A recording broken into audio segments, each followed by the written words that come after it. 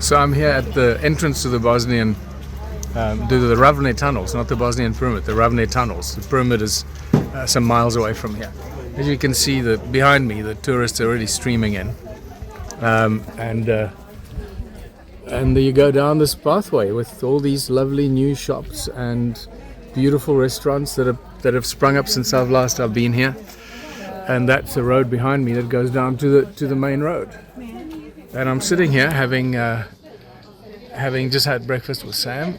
We're discussing the day, what we're going to do, waiting for our Russian friends to arrive, Valery Uvarov, and some of the speakers here. And we just heard from Valery that his flights were cancelled because of all the bloody wars that have just suddenly started there in that part of Europe. It's crazy. And Israel, obviously.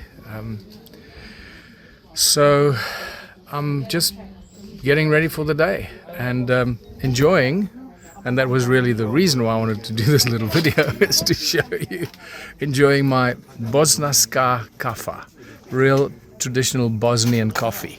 It looks like this, and it's served like this. Okay, and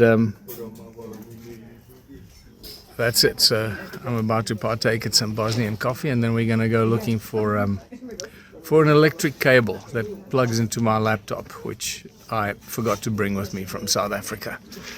So what a beautiful day. As you can see, blue skies, absolutely stunning. It's probably going up into the mid-30s today, temperature-wise, and yeah, it's just warming up here.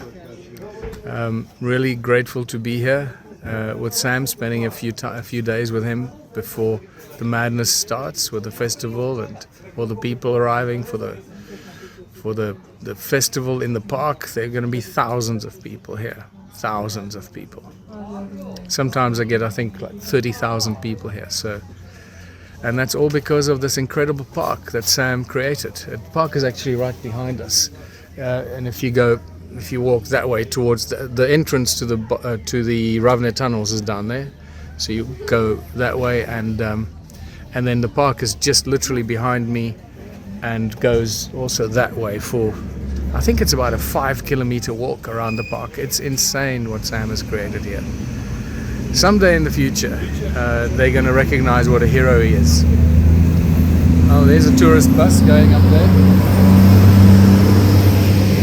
So, as you can see, there was nothing here.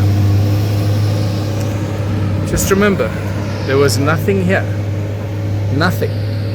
When Sam found it and discovered the tunnels. So this is all of his creation. Someday they're going to be singing his praises and realizing what a hero he has been. Not only for the world, discovering some of this incredible hidden history of the past, but what he's done for the country of Bosnia-Herzegovina. A true hero of the people, and a real explorer, and somebody that you can't hold back. Some people are just born like that, and Sam is one of them, and I'm very happy and proud to call him my friend, and happy to be here with him. Okay, till next time, to our next report. I was hoping to do a little walk through the park today and do a little documentary about it, but I'll see how I feel. I'm still a bit jet lagged, so yeah, I'll catch up with you later. So Sam and I are taking a drive into town from the Ravne tunnels with a very, very, very good guard dog in the car. And we're going to look for an electric cable for my laptop, which I forgot back in South Africa. But Sam was just telling me, the previous video I made while I was finishing my breakfast, I was pointing out how the tourists just started to arrive, and the tourist bus just arrived, and then after that video, the hordes of tourists started to walk past me. And I saw Sam in the distance talking to them and so forth. And as we got in the car, you told me something really mind-blowing. Yeah, we had two actually groups, two women organizations from Bosnia, and they came actually for the healing. They are, cancer patients, breast cancers and other forms of cancers, healing aspects of the pyramid energy, one of the major aspects. They don't teach us about it in schools. Pyramids are not built for the past, for the one dead body. They were built to serve the communities. And one of the major things was healing aspects. So people come and there is a revolutionary change in health improvement when it comes to the healing. So I noticed that it was all women. Yes. It was all women that were coming down and walking past me. 2 women organizations. So you said you've gotten some arrangement with 2 women's organizations to come for healing. They simply show up. People talk about it. Yeah. I did not invite them. They asked me how it goes. I said, listen. And what happened? I was sitting. The woman is coming and said, well, I'm in charge of this women organization. Can you tell us about the healing aspect? And then another woman came. She said, okay, let me answer that question. I didn't know her. Said, I got my breast cancer for 6 years now. And it was like terminal, but I've been coming here. I feel good now. And the cancer is kind of not so aggressive no more. And she started giving her instructions what she does. She goes like to the tunnels twice a day, 1 hour or even 2 hours. Wow. During each visit. And it's so a it was remarkable recovery. Unsolicited testimonial Exactly. that this woman just came to you and the other lady. I was telling her, listen, we are not in the healing business. We don't give medical guarantees. And then this woman started talking. Oh, this is how it helped me, and this is beautiful. That's fantastic. So yeah, that's another connection that you and I have with the healing. Many testimonials, the healing aspects of the tunnels, but you've taken it to a whole nother level with scientific research and so forth, so much more, and the echo of the healing that we've experienced in the stone circles of South Africa. Many people that have experienced all kinds of healing. So that's actually an interesting thing that even though I don't have much time to do any more research about the stone circles and any of the ancient ruins because I'm so committed to one small town right now, we're still promoting the healing aspects. Come and spend a week at the Stone Circle Lodge. We'll take you to the circles. We'll tell you what to do, how to treat the circles, and then people experience the healing just like they come here to the tunnels. But I must tell you, it made my heart jump with joy to see so many people arrive first thing in the morning. I mean, finishing breakfast and the tour buses are already arriving. Correct. It's amazing. 10 years ago, I told you, Michael, you need to buy the stone circle, one which is one of the closest to your place. You buy it, you own the property, you own the access, you bring the groups, and it's gonna, do its life on its own. No, you're right, but understand, my calling is one small town. The Stone Circle research is something that's very close to my heart, and we will come back to that now that we have developed our own technology. We'll have funding to be able to buy some of the land that the stone circles are on and turn it into a national heritage site so nobody can touch it. No one can develop it. So that's coming. We've discussed that with my partners already. So I have taken your advice and we are in the process of planning that as we are, getting our technology off the ground. So let's go get my wire. Hello, Michael Tellinger here. I'm standing at the entrance to the incredible Ravne Tunnels Park that was created by Sam Osmanagich here in Vinca, Bosnia. And I arrived yesterday. I took a little walk through the park with Sam. He showed me the incredible progress he made since I was last here in 2018, I think, maybe 2019. It's a long time ago. So much has happened. I am absolutely speechless and my mind was blown with what he's achieved. One man that has done all this, absolutely incredible. Keep in mind that what we're going to show you, what I'm going to show you today and what Sam's going to share with us, there was nothing here 10 years ago. This was just a piece of land with trees and mud and marshland and so forth. And even the entrance to the Ravne tunnels, which is just above us, which I'll do a separate walk through. There was nothing there. All created and developed by one guy, Sam Osmanagich, which is an absolute achievement of more than just one lifetime. So Sam is going to take me through the park. As you can see, some of the park behind me there. but I thought I was going to do it on my own and just take a walk through the park and give you a little guided tour. But I thought, hey, let me ask Sam to take us through the park, because then at least I'm not going to be second guessing or assuming things. We'll get it from the man himself. So there he is behind me. He's looking at, see that little geodome, that lovely dome that's being busy concluded there. And Sam just told me as I got out of the car, he said that this is going to be his office. So let's hear what he has to say. Right, so that's where people come in. This is where you drive in behind us, and up there you go towards the entrance of the Ravne tunnels, and this way to the park ahead of us. So anyway, I'm going to flip the camera now. Sam Osmanagich. Hello, Michael. Welcome to the future dome. Not the one over the earth, but over my office.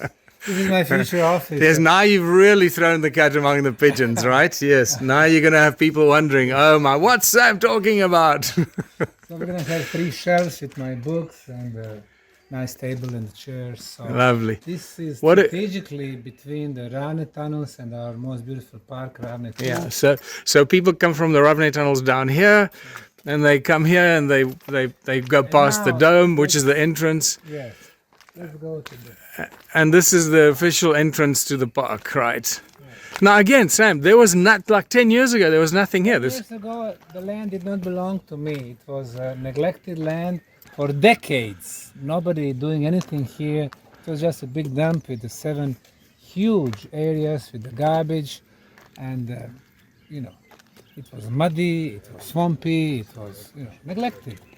So I purchased 15 different properties, about 60,000 square meters. Now it is about 100,000 square meters. And we have transformed it into the most beautiful park. And we have proven that what people neglect for a very long time, it can go to another extreme, to something that is nice, organized. And we call it park, the zone without the stress-free zone. Okay, so the park is a stress-free zone. I was just turning the camera around to show the people that part of the park down there as well, which we didn't get to yesterday. To the right, it's our big conference room for 250 people. Next little pavilion is called Tesla Square, the genius, Nikola Tesla. The next one is the, let me see, like this, Vedic house. And then the next one, the round one, that's a rose labyrinth of love with 6 petals. And then the next one, let me see, right here is our lecture room and our movie theater, and then many other. And this is the concert area. This is where you have your summer open air festivals. Yes, concert stage. That's the stage down there, and you can see some of the seating right up against the slope here, which is awesome. And the lovely summer flowers are coming out. Now, yeah. Go ahead. Billboards explaining everything what's happening here.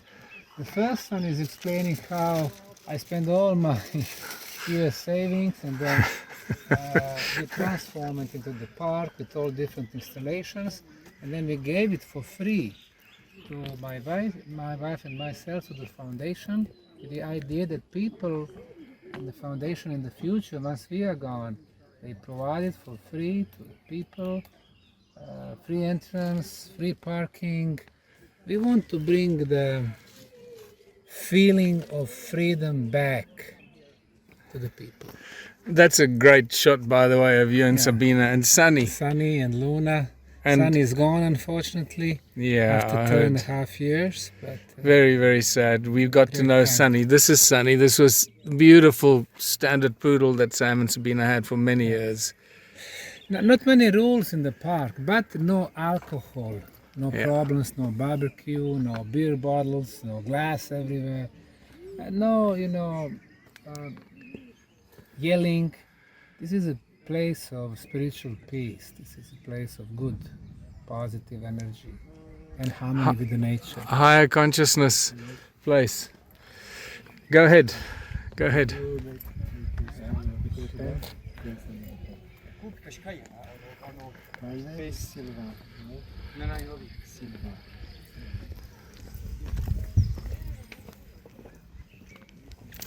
it was interesting yesterday while Sam is signing that book.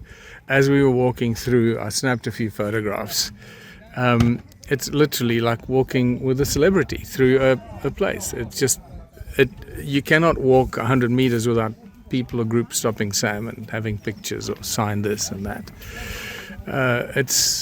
It's amazing. Our summer solstice festivals every year, that's our trademark, our brand.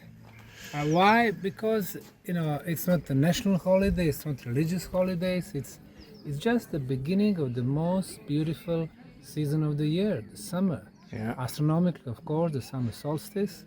The daylight is the longest, 2/3 of the day, the sun rays are the strongest, and our mother planet is the healthiest. This is what we celebrate with the dance and the music and the good atmosphere. So how many of these festivals have you had? When did you start them? We started in 2016. Here we go. So you've got... This is when we opened the park, so it's like this year it will be the 10th one. So you opened the park in 2016. Yes.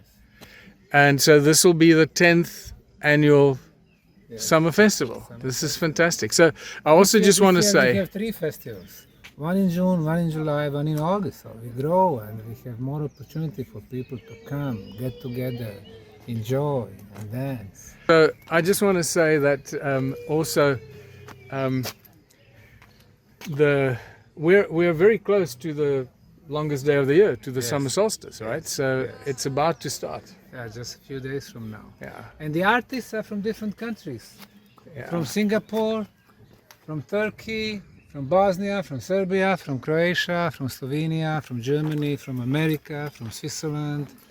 I mean, we simply, spread the good atmosphere. We built this place as the regional, cultural, sports, music, artistic oasis.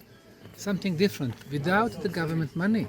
It does not contaminate the place. That's, I must say, one of the most important things. No government intervention here. Private property, private land, private investment. Just, again, let me iterate, there was nothing here. This was swampland. So, in fact, the last time I was here, if I remember correctly, you brought us here and we parked. There was nothing here. It was just swamp. And you took us down somewhere here where you showed us when you discovered the entrance to the new Ravne tunnels. Yes. And then we went across the valley there where there's more entrances to more tunnels. So there was really nothing here. Yes. It is mind-blowing. And important thing, this is a archaeological park also.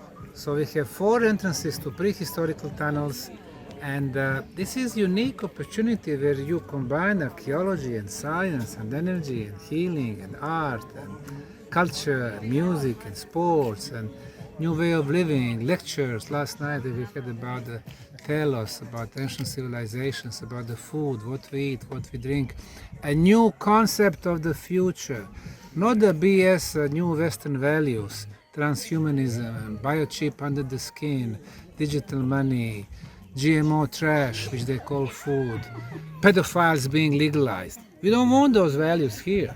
We are saying no.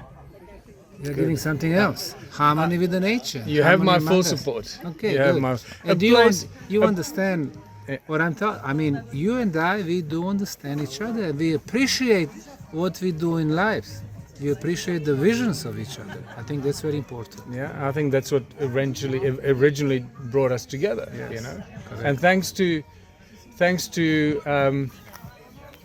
our friend in Germany, Sabina Sabina, in Germany, that introduced us. Yes, who Sabina became our publisher for my books in German. Yes, So, exactly. shall we continue? Okay, let's continue. Izvinite,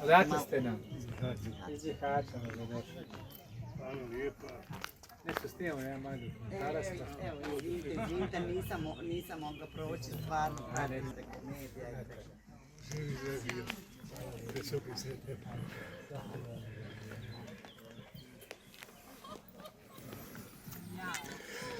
Now on these billboards, Michael, we have our 7 international scientific conferences on Bosnian pyramids. Now, the normal way for new discoveries, you have hypothesis, then you start researching, then you have your team, then you start getting scientists from different countries, from different fields, and when you have a conference, this is the highest point of recognition of discovery, even it's discovery or it's not. So we have had 7 such conferences until now. The first one from 2008 with 55 scientists from 18 different countries and from the major Egyptologists, archaeologists, geologists, to the Chinese archaeologists, to the Russian geophysicists, the people who confirmed that the Bosnian pyramids are not geological natural sites but archaeological. And then every year we were doing more. Radiocarbon dating, luminescence analysis, georadar, satellite. And then we were getting more engineers and physicists for the reason the pyramids are not tombs. They're not just the structures. They are energy resonators, energy amplifiers. And more scientists we have, more measurements we do, it gave us more scientific base for what we do. So pyramids are not about one dead body. They do not belong to the past. They are thinking of the future. They were used by the living communities. And this is what the elites, the monsters who elegantly call themselves elites, this is what they want to hide from us. Yeah. Whatever is basically unlimited and clean when it comes to the energy and free, they want to hide from And us. food and healthcare and all the stuff as we know. So many good friends are here, like late Philip Coppens, our friend Klaus Dona, of course, JJ Hertak, Dr. Double PhD, JJ Desiree, late Carmen Bolter. Carmen Bolter, wonderful There- woman. There's Carmen, yeah. She did the Pyramid Code, amazing Pyramid Code documentary. I also was fortunate to bring Carmen to South Africa. Yes. And then the conference from 2014, the Big Four is here with me, Klaus. Michael is here. Who are these handsome? Yes. Who are these handsome chaps here? Yeah, this is when I came out for the first time, I think, to do a lecture here with you. Dr. Paul Laviolette, late. Oh. Paul Laviolette, excellent astrophysicist Paul and Laviolette. historian. He was an amazing guy, absolutely. So, I mean, this guy is also good. Ken Rolla from Florida. Ken Rolla, he's a great. What is Ken Roller? Is he a Ken Roller, geologist? No, he's mostly in healing and health and organic food, and he understands scalar waves, he understands how it works, how they create protective shields. So, great mind. Sue Jones, she's archaeologist, but she's also medium. She's, Oh yes, I understands energy remember and meeting healing. Sue Jones. Yes. I mean, great people.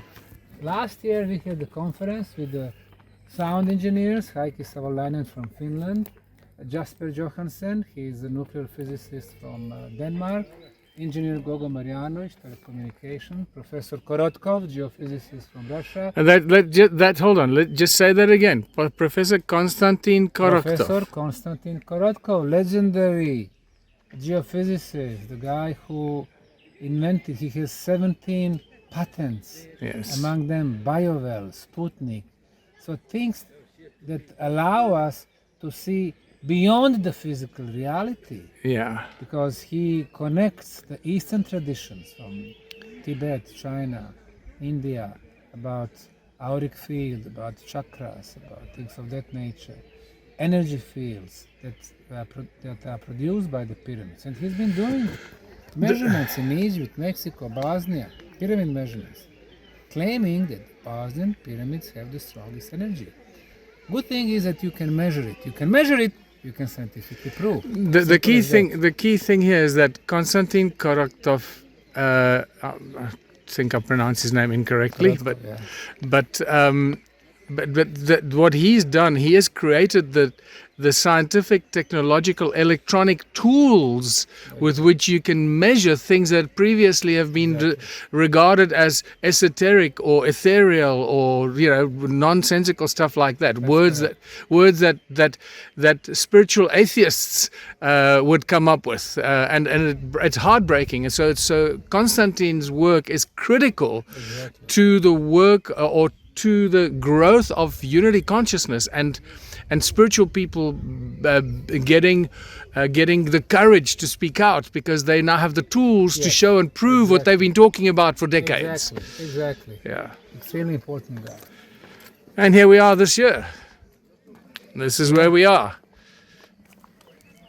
June 15 to 22, 2025. And today is June 14th. So we kick off tomorrow. Correct. Okay. Excellent. We're just waiting for our friend Valerie, who was delayed in Russia because the flights were bloody cancelled because of nonsense going on between Israel and Iran. It just makes me so mad that we're still stuck in this kind of nonsense where people want to bomb each other instead of reaching out and talking and resolving our problems with dialogue and understanding that we can be diverse, we can be different and still live side by side. It drives me insane. That's why I'm so obsessed with One Small Town. Understand, I might keep referring to One Small Town because ultimately that is my life's calling, and that's why I'm driving it for so many years. Well, here's the park is filled with what we call installations or pavilions dedicated to the unique Bosnian megalithic phenomenon called stečak. Thousands of them. Matter of fact, about 90,000 in Bosnia, total of 10,000 in Serbia, Croatia, Montenegro, and they're saying the medieval tombs. Wrong. They've been here for at least 5,000 years, and sometimes about 7% of them has a beautiful ornamental carvings, anthropomorphic, zoomorphic, cosmic symbolism, spiritual symbolism. Shall we have a look at some of those images there so people know what we're referring to? And this, by the way, so this is a large replica that was made for you. This is the one that I ordered from our famous sculptor in Bosnia, and I told him, listen, I want to make the most beautiful stečak ever. So what we have here, this material is extremely expensive and strong, marmor. And there is other quartz crystal. We can see how it's shiny. And these are the symbolism I wanted him to place on the stečak. Double spiral, that's the philosophy of duality, good and bad, light and dark, physical, spiritual, and so on. Another one is the tree of life, which is also very often on stečaks. Another one is the letter T or Tau cross, symbolizes perfection. And then the half moon, it's an astral symbol, and it tells us that the moon is taking deserved soul. Then we have swastika. People know swastika from the Second World War and Nazi Germany. Some people know them from ancient Romans. In both cases, not very good causes. But swastika is actually our symbol from these parts, 7,300 years. Not Hindu 5,000. From our parts, more than 7,000 years. So, Sam, I just want to interject here. How are you? So, what's important, what you show here during this this walk that I picked up yesterday, is that the history of this part of the world is completely unrecognized, it's been overlooked. It goes back 8,000 years, 10,000 years ago. And you've done the research, you've made the discoveries, and this is what you feature. Not just the other ancient sites around the world, but because you are a Bosnian, you come from here, and you're a proud European from this part of the world, it's important for the Europeans to recognize the antiquity and the true origins and how ancient this culture is. No one does it better than you, I must tell you right now. You know, as the conquerors would come to steal from us and our ancestors, like ancient Romans were coming, stealing. But not only that, destroying our objects, urbicide. destroying our cultural heritage, everything, writing, pieces of art, everything destroyed, and killing our people, genocides, because we are in much greater numbers than ancient Romans. So we are basically parts with no history. Yeah. Our history professors, our archaeologists, they teach the students how to find and locate ancient Roman sites, but not all the sites. And this is what we do here. We Yeah. are proud of our history, and people have a lot of reason to be proud, but they did not know. Now they do. know. So Well, anyway, now here to intertwine, dragons, and so we have them all here. Like, look at this beautiful piece of the tree of life. Oh, man. The root systems going to the earth, symbolizing the material dimension. Now this DNA going towards the sky, life, and finally spiritual dimensions with the hearts, with the love. I mean, beautiful presentations. this All is those, spectacular work, man. And this is all hand carved. Oh, this is a great angle. It took 6 months. Six months. To carve all this. Wow. And look at those beautiful 2 dragons. Wow. The symbolism here is alchemical try to reach immortality. I mean, look at those messages here in Bosnia, so philosophical, so beyond the time. That's on beautiful. The first pavilion, the first installation is telling us how much, argument we have to be proud of. This is such spectacular art. Can you step to your right one step so I can take a still shot of this? And yeah, we have the dogs that are running with us. Now look at the stage of those monuments, tens of thousands of them in Bosnia. Look at this, half buried. Look at that one, Yeah. damaged. Look at this one. Look at that one. Look, This you- is our you- cultural heritage. You're doing such Shame. important archaeological work here that future generations are going to be very, very grateful for everything you've done here. Look, double spiral here, but damaged, half buried. Yeah. Look at the beauty. I mean, look at this. Look at this. It's a guy with a hand, like Look at welcoming this. someone. This is insane, man. This is all here in Bosnia. Yes. It's crazy. So this is, I must tell you that what impressed me, I think most, walking through here with you yesterday, was not only how much you've done to the whole park, but the ancient history of this part of the world that you've uncovered and discovered and have presented. Correct. This huge, what is that, 8 tons? What is that?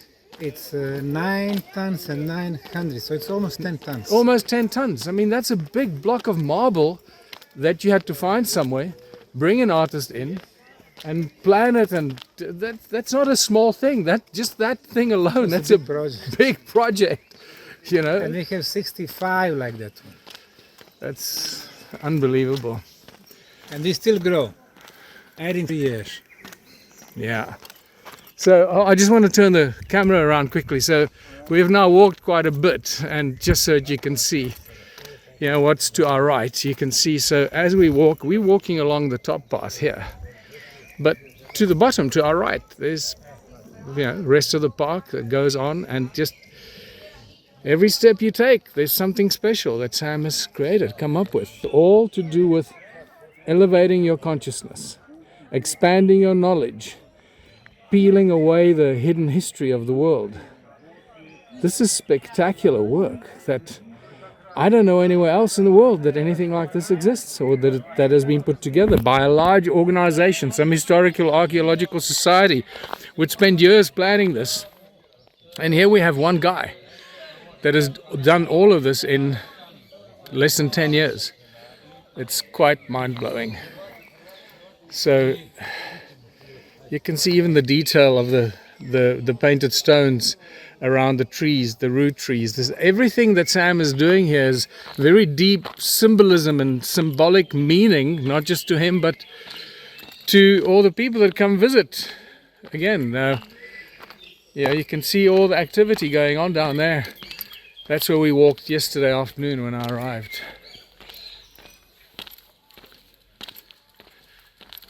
This pavilion is dedicated to the oldest agricultural society in Europe. It's called Starčevo culture. Core was in Croatia, but they were in Bosnia, Serbia, Bulgaria, Macedonia, Montenegro. This is a replica, a much bigger replica of the original vases from that area, which probably has some of the astronomical features with the 4 seasons of the year, with some of the star systems. And what did you say? What was the culture called? Kor? Starčevo. Oh, Starčevo. Oh, Starčevo means star people or something like that. Starčevo, yeah, star is stars. Well, the first culture, the first livestock, and it's here. So it's not ancient Greek or ancient Roman, couple of thousand years. This is 8,000 years. 8,000 years ago. Portugal is 5,000. And here you got a map showing it. Oh, hold on, just some of the artifacts that have been found here and discovered that people don't see unless you research this or you come here. First population settlements in Europe. First population settlements in Europe, together with the Vinca civilization. Which is also our civilization. First agriculture, first livestock, first above ground rectangular houses, and the beautiful decorative and these ceramics. amazing artifacts. And then this is just the map to show you the old part of the Bosnia, Croatia, Serbia, Hungary, all the way to Michael's Prague. Prague, up there, Praha. So this was all part of this ancient culture that goes back so much further in time than people realized or officially recognized. Exactly. Oh, listen to the birds.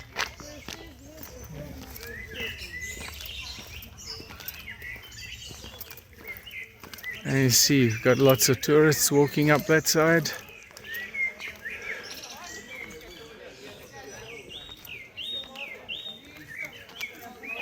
What a beautiful space. It just feels so good. I feel Nice, calm, sophisticated. the negative ions here must be pretty good, huh? The energy in here. This is the second level tunnels. We call it Ravne 2. Ravne 1 is above us, 5 meters. And this was important discovery because we realized it's not only one level tunnel, but at least 2. I suspect 5, 6, maybe even 7. So huge construction feat. And more pavilions to come. This is This one is still in the making. Human oasis in Europe, 11,500.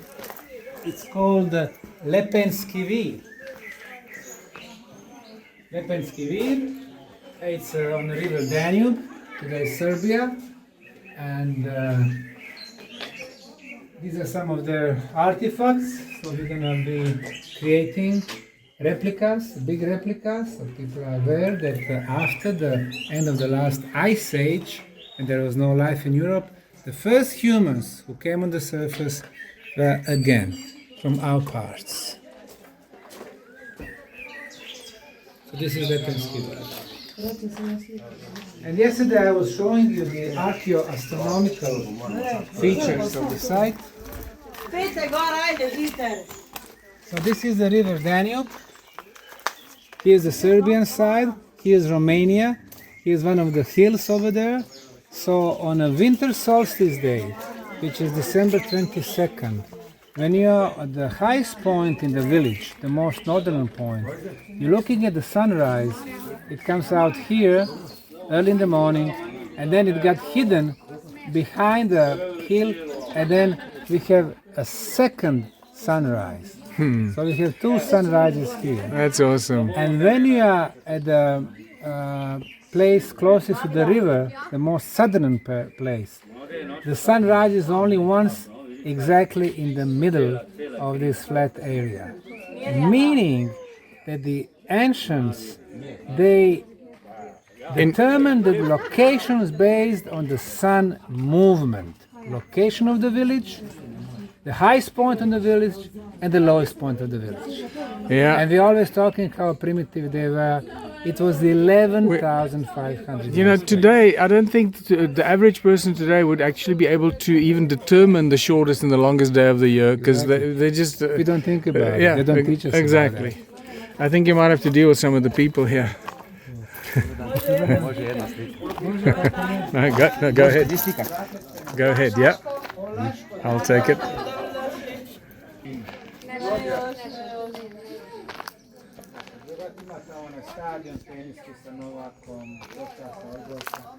Imamo 8 novih paviljona, jedan još nije završen, bit će posvećen Karantani.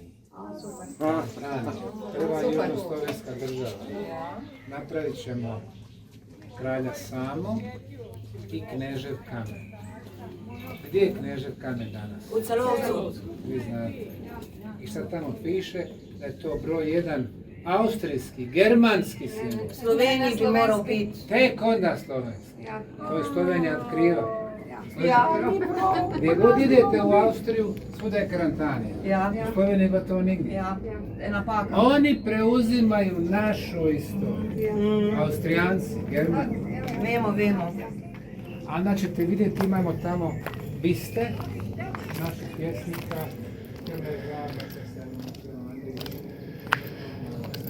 Let Sam finish entertaining his guests and admirers. And you can see also public toilets that Sam had to put in. This is after all a public park, so this is such a huge undertaking. It's mind-blowing. And as you can see here, there's a path, the path splits. It goes that way and it goes up there, up that mountain to the left of us, up there. There's activity happening up there as well.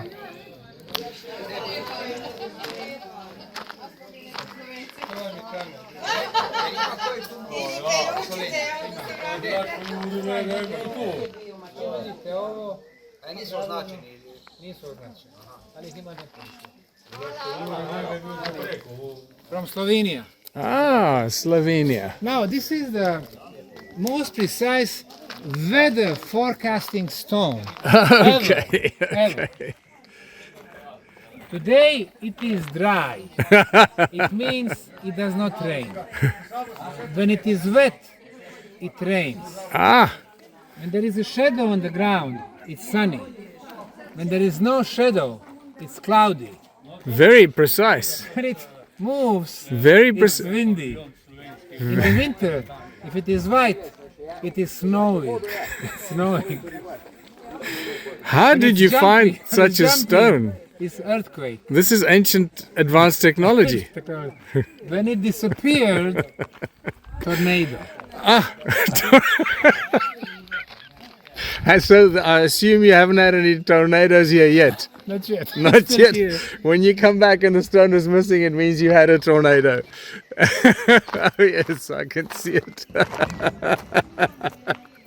This is excellent. I love it.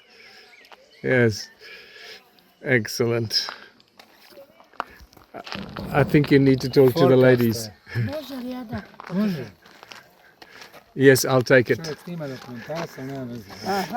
Dakle ste mali dame. So I'm taking a picture of a picture. Look at this.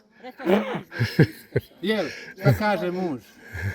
Kaže, aj dobro može. Aj. Ne, kaže, Ljudina je, veli, hajdi, hvala. Pleasure, pleasure. Here we're gonna have a new pavilion this year dedicated to the Illyrian pantheon. We know about Greek or ancient Roman, about the Jupiter, Aphrodite, about all of them. But we don't know about our ancestors. Thousands of years before the ancient Greek or ancient Roman gods, we have our gods. I've been listing them all here. People have no clue about their names. So they are resurfacing now. And here we're going to have two big statues, one dedicated to the Illyrian goddess called Tana, forest mother, a beautiful young lady, also a symbol for the fertility. So, Tana, what would Tana? Obviously, this was the pantheon of gods in this ancient civilization, Illyrian. So let me also Illyrian pantheon. Here we go. Illyrian pantheon. So you know how it's spelt. Bind Bind. or Bindu, god of springs, god of water. Okay. And we're gonna put his statue here, Bind's statue. And look at the guy. So Poseidon, right? This was Poseidon. This is Poseidon. Well, actually, ancient Greeks stole the traditions from our people, from Illyrians, Yes. which is thousands of years older. I know you're going to have thousands of people jumping up and down and screaming at that statement, but you know what? But even Illyrians were not original. Yes. Because this guy is coming from even older times, from the ancient land of Atlantis. So we have continuity. Yeah, exactly. So between Atlantis and ancient Greek, Illyrians. All part of the hidden history that we have to deal with, right? So explain to us the symbol, the significance of the colored stones around the trees. Now you make a circle, you focus the, and every color has different frequencies. Like our chakras, the first color of the first chakra is red color. That's the lowest frequency. So we have some red stones. You know, it has some good and some, bad features. Red is usually love, romance and stuff like that, but at the same time, red can mean also aggressiveness, Yes. or big sadness, or envy, or jealousy, stuff like that. And then from red, we have orange, and then yellow, and then green, and blue, and indigo, and the violet. So these are the 7 colors that we can see, the 7 color frequencies. So you got 7 colors around the trees, spread. We have blue, we have red. Now we are also adding the white. The white is the purest color. And it's always good, always positive. Yeah. It symbolizes the wisdom, and calmness, and meditation, stuff of that nature. I see we got this group ahead of us that is quite loud. Maybe we should let them walk a little bit. We are now entering the magic forest. Before swamp, you could not go here, even with a very deep booth. And now, look at it here. So what we did, we drained the water, we made those water flows. Look what we do here. I'm just... Of course, this is like laying brick with the pipes Yeah. under the ground. And then And again, this was not here. You had to... This is all really constructed by you. This is serious. then we have those cascades. Why? So we can control the movement of the water, and we can hear the... All these channels were built by Sam and his team and his volunteers, the amazing volunteers that have been coming here for... How long have you had these volunteers coming here now? 15 years now. 15 years. So it's truly spectacular what's happened here. I mean, I was just saying earlier that, government departments and that will take years to plan this. And nothing much will happen. That's true. And here we have you and volunteers over a 15-year period that... But I mean, this actually park didn't start 15 years ago. No, it started 10 years ago. 10 years ago, exactly. Yeah. There's some people walking the labyrinth. The labyrinth of energy. We have 4 of them in the park. Labyrinth of energy, purification, love, health. Ancients were smart. They knew that when they built a different design labyrinth, and when you focus on while you're walking what you want to do, like labyrinth of energy, basically you remove all your bad energies from your body, bad organization, jealousy, stuff like that. You come to the center, little meditation, and you attract only the good energies, good organizations, bravery, stuff. So what's happening here, everything is happening in the mental sphere, which is very powerful because the stress resides in the mental sphere, which is basically 75% cause of all our illnesses, stress. If we could control the mental aspect of our life, then we could change our lives for the better. So that's what the labyrinths are about. They are kind of mental energy machines. I've just noticed something I want to ask your comment on as we just navigate the people behind us here. But look behind that lady. See the layers of stone there. Those layers there. Let me go closer. I know that you'll have something to say about that. And then we can talk about this actual site. But these layers here, you can see all the stone, the conglomerate here.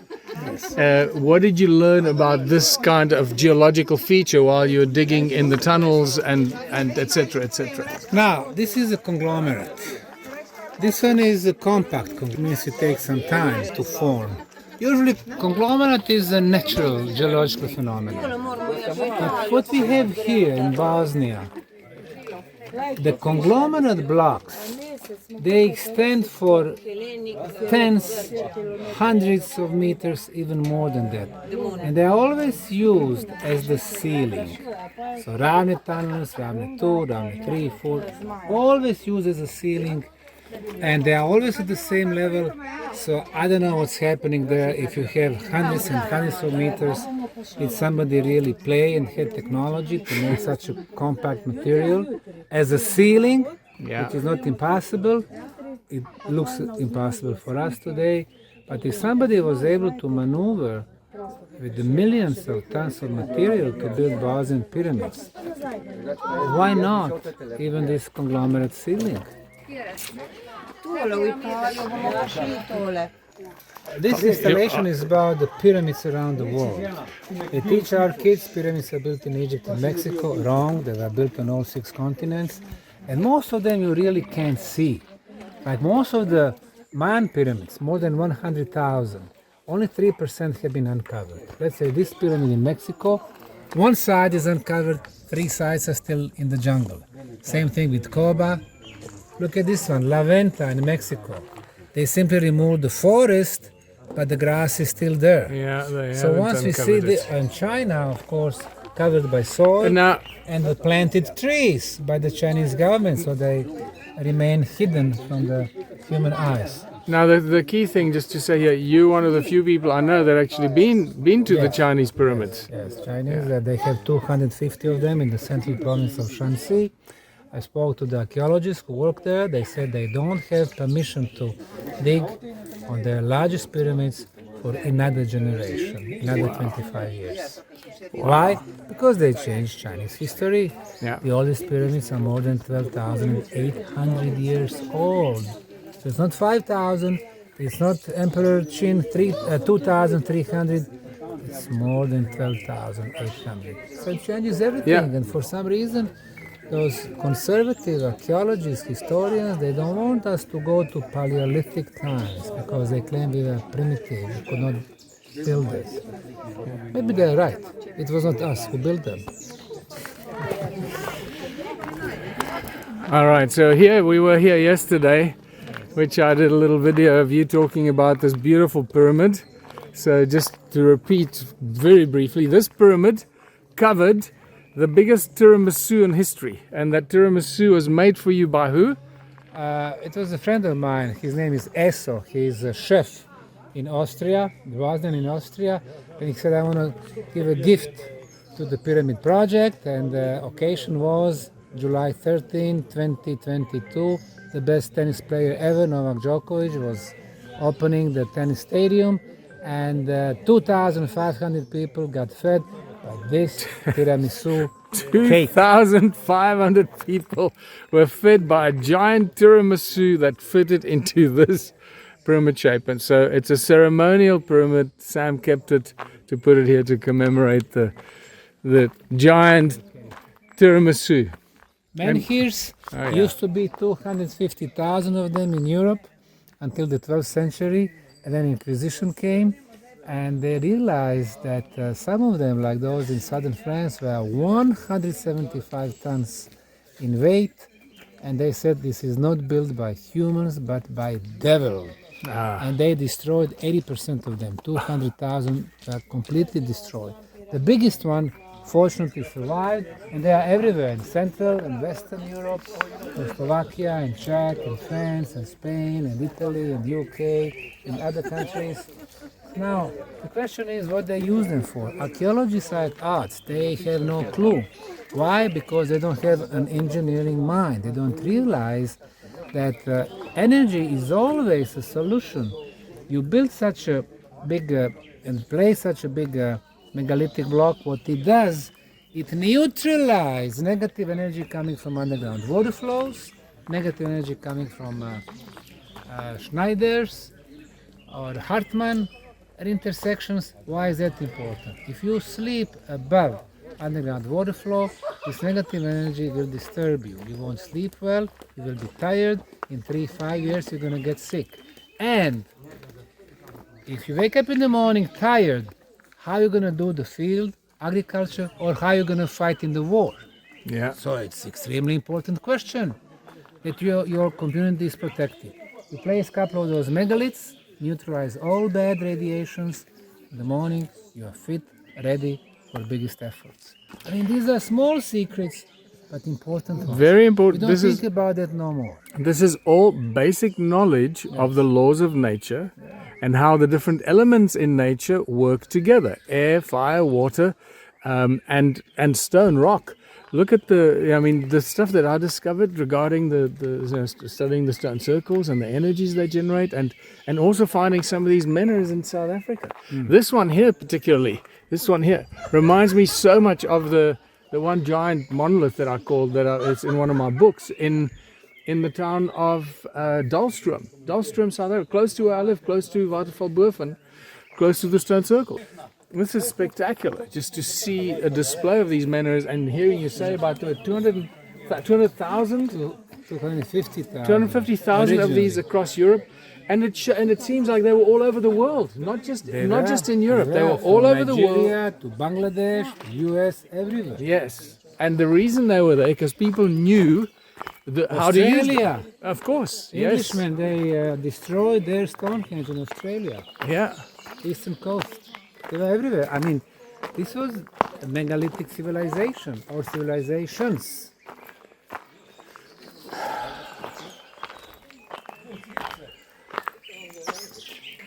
All right, so what do we got here? Double pyramid, Double pyramid. energy beam going up, energy beam going down, two-way energy movement, Two-way traffic. two-way traffic. And the Yeah. idea is here, once it's finished, we're going to have a polycarbonate plate here. People can get inside, they can do their meditation. We have south, and east, west, north, so they can meditate in different directions. Being exposed to different energies. And this is Hug the Tree, Show Your Love installation. Oh, hug the tree, show your love. I just want to take a picture of that. So while Samir is having a picture taken with a group, I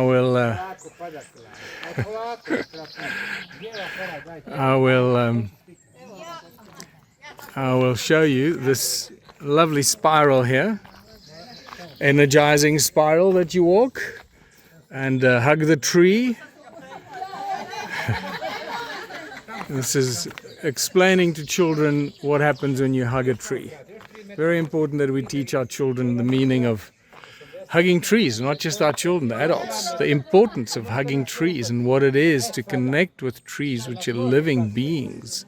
We're only discovering more and more, and I've noticed just in the last 2 or 3 months the plethora of new literature and videos that have come out and documentaries about trees, the connectedness of trees. Now trees share information and inform each other and warn each other about danger and sharing nutrients with each other and so forth. And obviously the mycelium that connects all of that.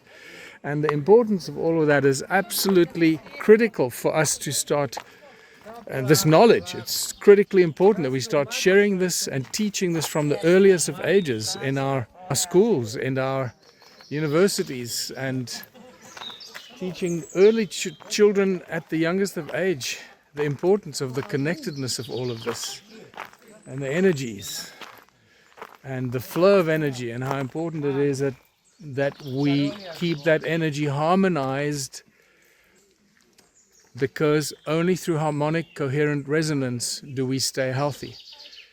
do we keep the earth healthy? By protecting the earth, by not doing things that disrupt the harmony and the resonance, and staying in resonant harmonic frequency and resonance with the earth and all the frequencies that come from the earth. So let's see what Sam's got for us here. The spiral here is a gift from our friends from Damanhur, Italy. Ah, Now, Damanhur Federation, they have right now about 1,000 people living in eco-villages around them. just also to tell important. everyone, you and I were in Damanhur together Yes. in 2018, I think it was. Yeah. For the Yes. lecture. They have their own constitution, culture, education, money, music, art, eco-production, construction. They've been constructing using the natural materials for decades. Much time before, it became popular in fashion. So they built a beautiful Temple of Humanity, 7 levels below the ground, manually, in a very strong material, very powerful energetical place. This is an effort to combine the spiritual and physical aspect of our lives. More efforts like this one, and they've been around this year exactly 50 years. More 50 efforts like years. this one, better for humanity. So we have excellent cooperation with them, we respect each other. So this is their gift, the spiral, 2D, 3D, one spiral going up, one below. Basically you walk through your life, through your spirituality, you go deep in your inner cosmos. Now look at our roads, Michael. We have a total of 17 different roads. This is Love Road. I mean, you don't have names of generals or politicians. No. We have Love Road, we have Family Road, we have Excitement Road, we have beautiful feelings. It is so important what you've done here. Because It's- it affects our subconscious. You read Yes. it, subconsciously, wow, love, yeah. excitement, respect, dignity. It is so important that we change the names of our roads in our cities and our countries, because it literally, like you said, it's name our places. Love after- corner, love Yeah. between partners, friendly love, love between parents and kids, love. I mean, very powerful. This is our most powerful weapons that we have. Yes. Love is a weapon. What would you do if somebody attacked you, somebody from other dimensions, somebody who's so much stronger than you are, in every sense, physical, spiritual? What do you do? The only thing Your you can last do. resort is love. That's why we have the love on our flag. You saw that, love, peace, and freedom. is the That's culture. right. Love, peace, and Culture freedom. pavilion devoted to Vinca civilization, the first civilization in Europe, 7,300 years ago, the first metallurgy, the first writing, the first beautiful pieces of art, the first trade, the first financial system, and so on. So, like I said, many reasons to be proud of our history. Unfortunately, our historians, our archaeologists, they listen to our conquerors, ancient Rome, or Vienna, Austria-Hungary, or Berlin, or London, or Paris, who are telling them, no, you've been barbarians always, only in the 7th century. I'm saying no. We've been autochtonic people here for tens of thousands of years. And thankfully, to the anthropological genetics and the haplogroups, we know that we are much older than anybody else in Europe, except for the Basques in Spain and southern France. Yeah, the mysterious Basques, huh? Very, very mysterious. So we're just going to wait for this group to finish doing what they're doing, and then we'll continue. Okay, Samira, tell us about this amazing pavilion here. So Vinca civilization started 7,300 years back in the territories of today Serbia and Croatia and Bosnia and Bulgaria, Romania, Montenegro, so southern Europe. The first architecture in Europe was Vinca civilization. At the time, people in Western European countries like today's France or Germany or Italy they live literally in the caves. And here in our place, they live in houses, 20 to 80 square meters, sometimes 2 floors. And they have a bedroom, they have storage, they have a kitchen, they have a dining room. And the first writing, symbolic writing, which is level above what we have today with our alphabet, A, B, C, D, letter means nothing. In their case, they had symbols. Here's a swastika, 7,300 years back, Vinca. And the symbol has a meaning. When you put two symbols together, those two symbols interact, forming another synergetical meaning. That was Vinca, 7,000 years back. Very smart. I'm saying the first civilization. You know what's interesting? Yesterday when we were here as well, these little clay reliefs or clay, whatever you call them. Maybe they're a stamp or something. Yeah, but well, actually here this one they had it here in the necklace. But it reminds me a little bit of the Indus Valley, Yes. those Indus Valley symbols that remain undeciphered. Yes. You know, yes. we still don't really understand the meaning and There why is they a were very created. strong connection between really Indus Valley and our parts of the world. And that's the reason why every year we have our regional meetings discussing Vedic presence of Vedic knowledge here in the Balkan, in the region. After all, it is European is called the Indo-European civilization, Indo-European languages and so forth. So I wouldn't be surprised if there was some sort of connection between the artifacts that you find here and in the Indus Valley. That is, you're right. And take us through this quickly here. This is really unbelievable. So in 3 towns of Vinca civilization, one, actually 2 in Serbia, 1 in Bulgaria, more than 2,000 artifacts were discovered with very mysterious heads. Triangular, circular, triangular, circular, triangular, circular, triangular, circular. Here it is. So what's happening here? We have extended eyes, elongated eyes, no hair. Obviously they are hominids. They have 2 eyes, they have ears, they have... But were they Homo sapiens sapiens? I don't know. Well, they Living certainly here. don't look human to me. I mean, have a look at this dude here. You know, that doesn't look very human to me. I mean, if you make one, then you can say, well, it was an artist, he was creative. But if there are 2,000 of them in different towns, it means they were showing something who really looked like this. And when we think about Vinca, metallurgy and writing and all these services, how is it possible that the rest of the Europe were at a very primitive, early Neolithic stage? And here we have so much knowledge, social organization, architecture. Who brought the knowledge? And usually the creators, the artists, they are showing the half gods, demigods, even gods. So is that the answer? Je problem da se slikate. Ovo zbog njenog dede, pošto njen deda jako voli se. Ovo sad. Kako, Zara? Zoe. Zoe. Bravo, Zoe. Sad će ded zlaji, već evo vidi sad. All right. So it's Saturday today, so it's a little busier than on a weekday, I assume. So we're definitely showing how busy the park gets. Yes.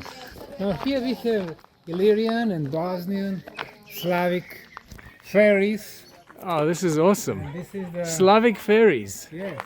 Look, there we go. Important piece of our cultural heritage, and it is our cultural heritage. All the legends and myths about the fairies, the stories about them. Now, this is the fairy from the hill. She is like a mother of all the fairies in Bosnia, and there is a legend that she fed her with the milk one of the leading Bosnian heroes of the time, 400-500 years back, who was fighting Ottomans. Nobody could kill him.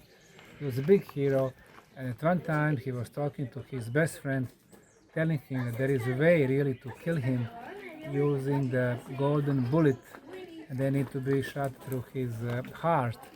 And guess who killed him? His best friend. Unfortunately, there's the story about our parts, you know, the treasons and stuff like that. Now the rest of them, mountain fairy who would be climbing the mountains, and then the red fairy with the beautiful red hairs. Usually they would have golden hairs with the wings, but this one had red hair. Then now the one with the crown is queen fairy or golden fairy. The last one is a Bosnian fairy with the ample breasts. That's the part that you like. And now in Croatia there are stories about the fairies. They are saying that 9 fairies were building the famous amphitheater in Pula in Istria. There are 300 fairies in Serbia, and there was a fairy in Montenegro. I did not tell you this story. And like I said, usually fairies were having a golden hair with the beautiful blue eyes.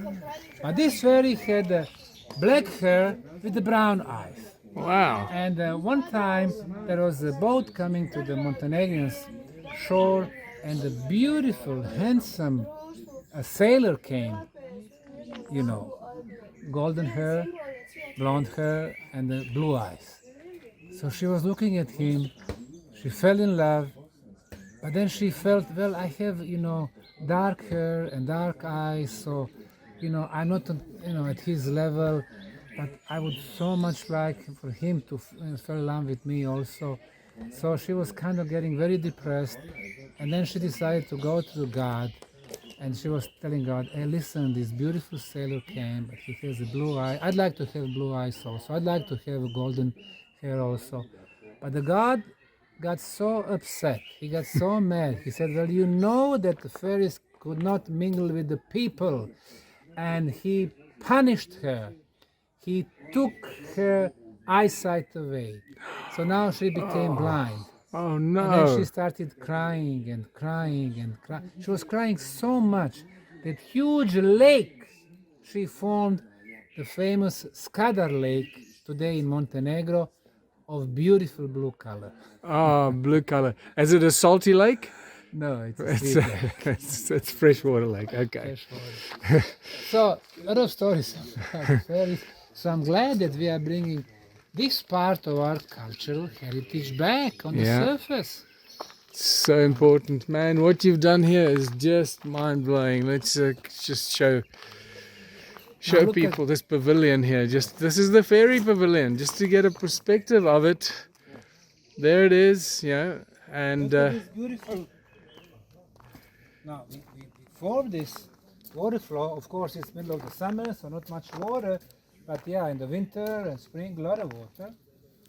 and all of this was built with stones that you dug out from the tunnels. Tunnels, Ravne 3. So we use everything. We recycle in the way, because these stones, they've been exposed to the pyramid energy for thousands of years. So when you enter the magic forest, you felt something very, very pleasant. Everything, the birds, the stones, the energies, negative ions, Yeah. those cascades, everything. Man, just the amount of work that's gone into building these water furrows, these water channels, is just insane amount of work. 1 kilometer and 200 meters of the water flows. 1.2 kilometers. And then a lot of places where you offer all the services for free. People come, they do their workshops. They have a beautiful area, 20, 30 of them. Have a seat. This is for the, you know, guy who's running the workshop. The rest of them, they can sit, Yeah. they can meditate. They can, Beautiful. And I'm just constantly hearing the beautiful bird life behind us. When I purchased this property, no birds. When we clear and clean and make it real nice, the birds came back. Wow. Unbelievable. Oh. Now here is a Bosnian ruler from the second part of the 12th century. His name was Kulin Ban. Now it was half of today's Bosnia, not a big territory. However, through the oral tradition, people remembered him saying from Kulin Ban and good times. Meaning they remember this guy who was bringing economic progress to Bosnia. Great. Now, the 12th century, there's the era of the Inquisition in Europe. They call it Dark Ages. And there are Dark Ages for today's Italy and Spain or France or Germany or UK, because people could not literally breathe because of the Inquisition and the church. However, Bosnia, that was the time of the light. The way we show this ruler, in his right hand is the book, because that was a time of prosperity, that was a time of literacy. Little Bosnia today is considered by the West primitive, barbarian, low-income country, where people from here go to Germany and Sweden to work.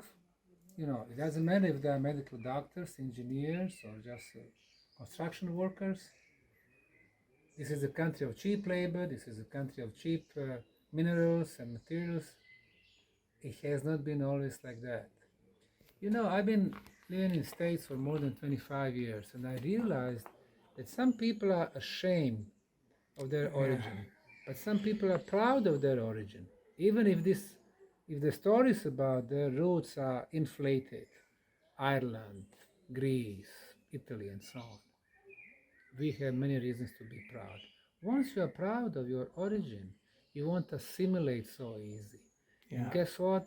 Bosnian, Croats, Serbians, Slovenians, Bulgarians, they assimilate the quickest, because it seems that we are people without the roots. Why? Because of those who are conquering us, those bastards from east and west and north. Because they were because it was so advanced here, it was conquered. The technology, the knowledge, the agricultural techniques, etc., the building techniques were stolen and used by the conquerors. Yes. And then this part of the history was covered up. Those who win the wars write the history books. Exactly. This is a great example of that. And this is now so important, why you are doing this, peeling away the hidden history of this part of the world and the Balkan people. Yes. It's so important, man. So this is Kulin Ban. Yes. Kulin Ban. And there's actually an anagram as in Balkan or Kulin Ban, yes. Balkan or something like that. I don't know, maybe. Yeah, Kulin Ban. And this is the artist that made the... Yeah, Dr. Adis Fazic, the artist, is great artist. Fantastic. It's a beautiful statue. Yeah, it's a big statue. Sometimes people come to me, they're asking me, was he so big? 2.5 meters? Yes, he was. Giants. He was one of the giant rulers. Yes. Yeah. He was an Anakim. Well, this time, since you are arrested, I'm taking you another route. Okay, so yesterday we came up to here. And then we went back. And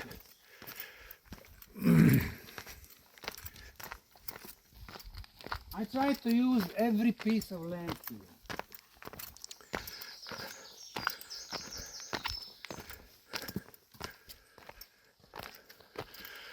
I remember this. I remember this from the last time we were here. This is hexagonal platform. The park is filled with the hexagons. Hexagon is the most powerful geometrical shape when it comes to the energy. So in 2D, we have 6 equilateral triangles. So if we follow the right lanes, in the center, 1 equilateral triangle, number 2, 3, 4, 5, 6, 2D. But 3D, equilateral triangle is a symbol for the pyramid. So actually we have 6 pyramids here.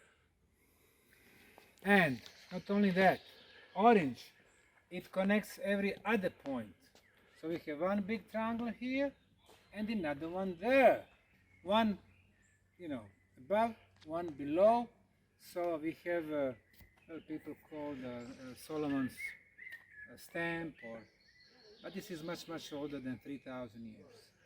So in hexagon, while connecting different points, you can get all geometrical shapes, Yeah. all Yeah. square, rectangular The shape. cube as well. All yeah. of them, all of them are here. I found it fascinating. What I discovered a long time ago is that when you take a hexagon like this, or if you take a cube, actually, if you take a cube that's made up of little pieces, and then you turn it a certain way, you can see the hexagon with the dot in the middle. Yes. And the dot in the middle is 0.7 and 8. So you got the 6 points around the sides, and then 7 and 8 in the middle. And 7 obstructs 8. And therein lies an interesting analogy or potential story that was shared with me by now I've got a block on the name, that discovered the monoatomic elements in Texas, I think. It'll come to me now, and I'll tell you the story later. When they did the research with the monatomic elements and the dirt, and with MIT, he worked with them for 2 years or longer. And they found that at 700 degrees Celsius, the little powder of monatomic elements in the tube of inert gas, at 700 degrees, that powder began to disappear. And at 800 degrees, it was gone. David Hudson. I had David Hudson in South Africa in 2011 at one of my conferences. That's before I met you, I think. Yeah. Now, it's not only about the geometrical shapes. It comes to numbers. 6 is product of multiplying 2 times 3, right? 2 and 3. 3 is odd numbers, it's male energy. 2 is a female energy. 2 and 3, uneven number. And then also we have flower of life incorporated in the hexagon. And also we have Fibonacci spiral here, very important. So it's extremely important shape. Okay, so we're going to walk up this little staircase to the other valley. To the other valley. Yeah. So literally we go over this hill above us, and descend into the other part of the park. Exactly. Yeah. So I'm going to turn this off now because Inspirational Road. Another inspirational name. Yes. Once Put your face next to the sign here. It's a great picture. Right now, just yeah, a bit of inspiration. I was flying from Dubai to Sarajevo. It's a 5.5-hour flight. It was years ago. And this is when I came up with all the names for the roads. Excellent. Took me some time to collect them. And then you can see This is that the end of the property. that's the channel. Oh, that's the end of the property. Above, Okay. beyond is government property. Okay. Of course, nobody takes care of that, unfortunately. They don't even know that they have it. So the water comes from the top there, and you started to build your channels right here. Yeah. That's where the government property begins and the private Ravne Park starts. You can see the difference. All right, so I'm going to turn off now because we're going to be some heavy breathing going up these steps, and good exercise for the mid-morning. It is quite steep, I must admit. It's a steep climb.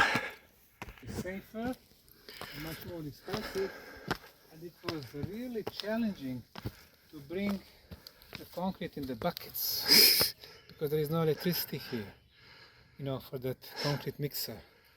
So they are going from somewhere there, a couple of 100 meters, and then building them manually. Man, and it's steep. Look, it goes all the way. I mean, this is a serious little construction engineering job. Wow. But once you do it, it's done. Exactly. You have it.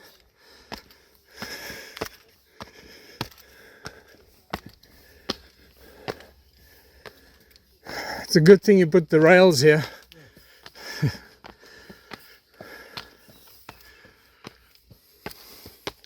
This one we replaced the other day. When we have a lot of schools. At school sometimes, you know, high schools, kids, Yeah, 15, 16, 17, they come, so what they do, they try to Oh no. destroy the handrails. This section was destroyed. But especially kids from the biggest cities, from Sarajevo, Yes. they are the worst. Yes. Not all of them, some, but that's okay. We come here, replace it, fix it, we move on. Just to show you how far we've come. All the way down there. It's a big climb up here.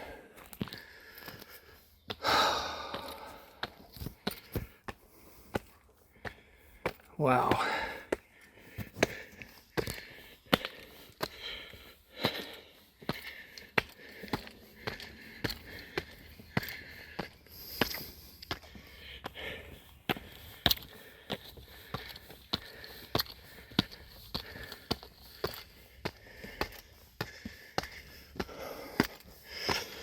Definitely good exercise for the morning.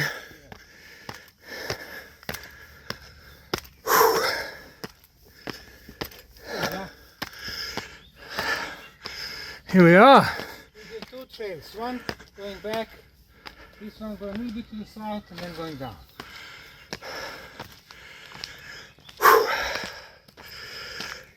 I feel good. Da, da, da, da, da, da, da. Another trail here, clean, clear, and keep it clean. From the branches, from the leaves, from the... Yeah. What an amazing forest though. Fantastic forest. It feels so good here, man. Really, I just feel so energized. But again, I feel energized because you brought all that consciousness and the energy into this whole area. It's so obvious. The forest is naturally, you know, filled with negative ions and healthy air and all that. But to bring that feeling of resonance is definitely... I mean, what you've done with the park is equivalent to bringing a whole bunch of menhirs and distributing them around. That's, I think, what's going on here. You anchoring the energies, the good energies.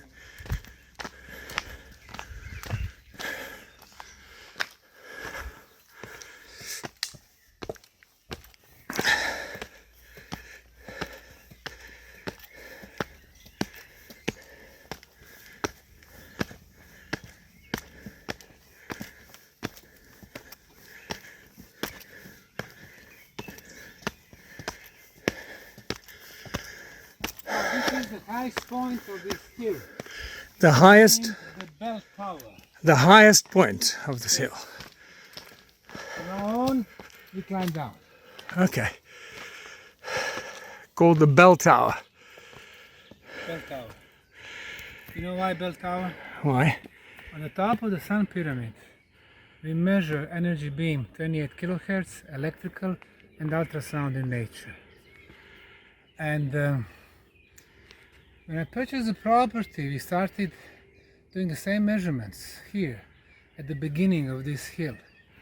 28 kilohertz electrical, 28 kilohertz ultrasound, No way. highest level of orgone energy, high level of negative ions, basically, and of course 7.83 original Schumann resonance.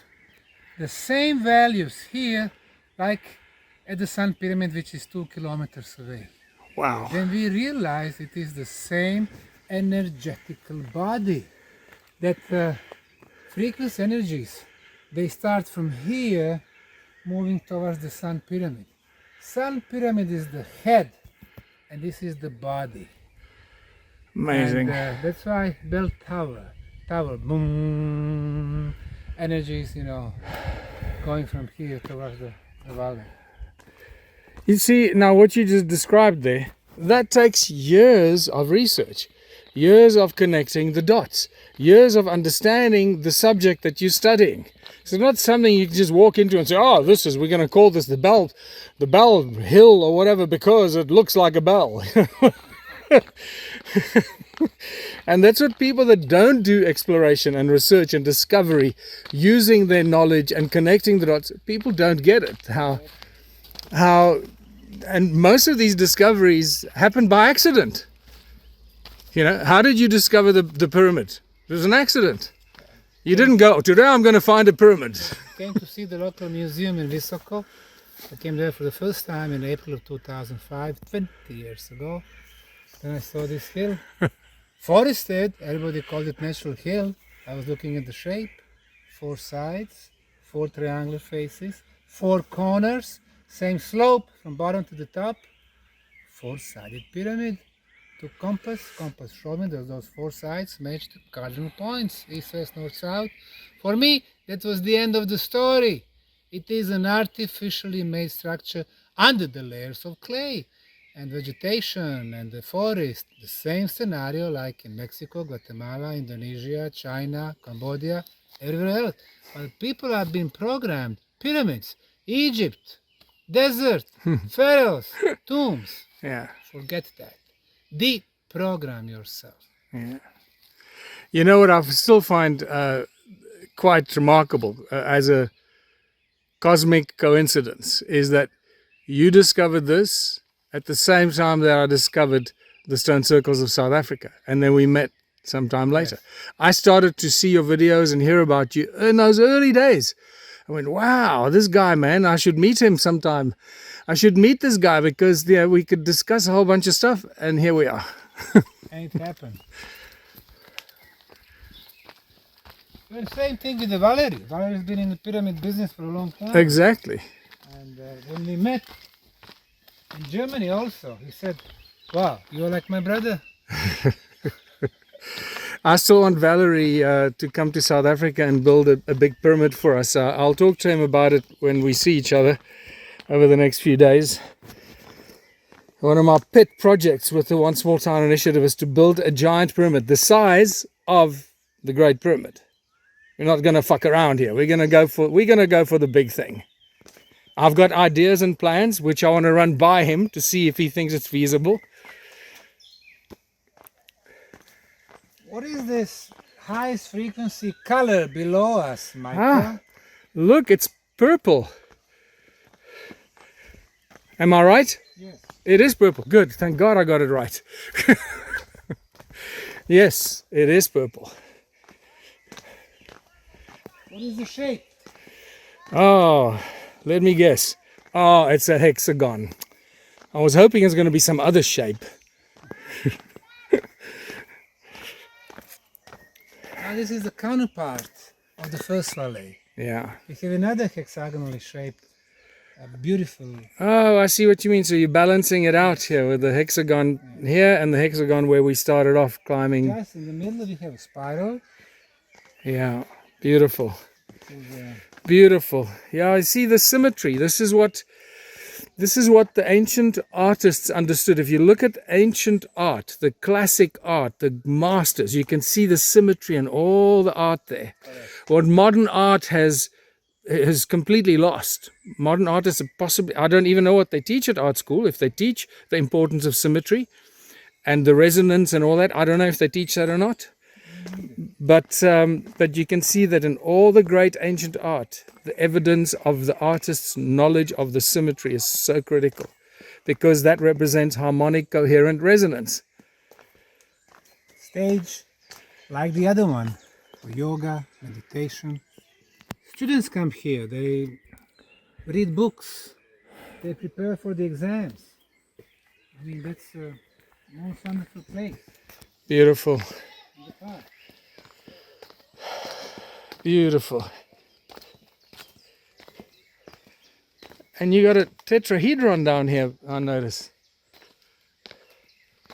Well, it's a three-sided pyramid. Yes, a three-sided pyramid. Not quite a tetrahedron, but yeah, three-sided pyramid. Is there a specific reason for that, Sam? Yes.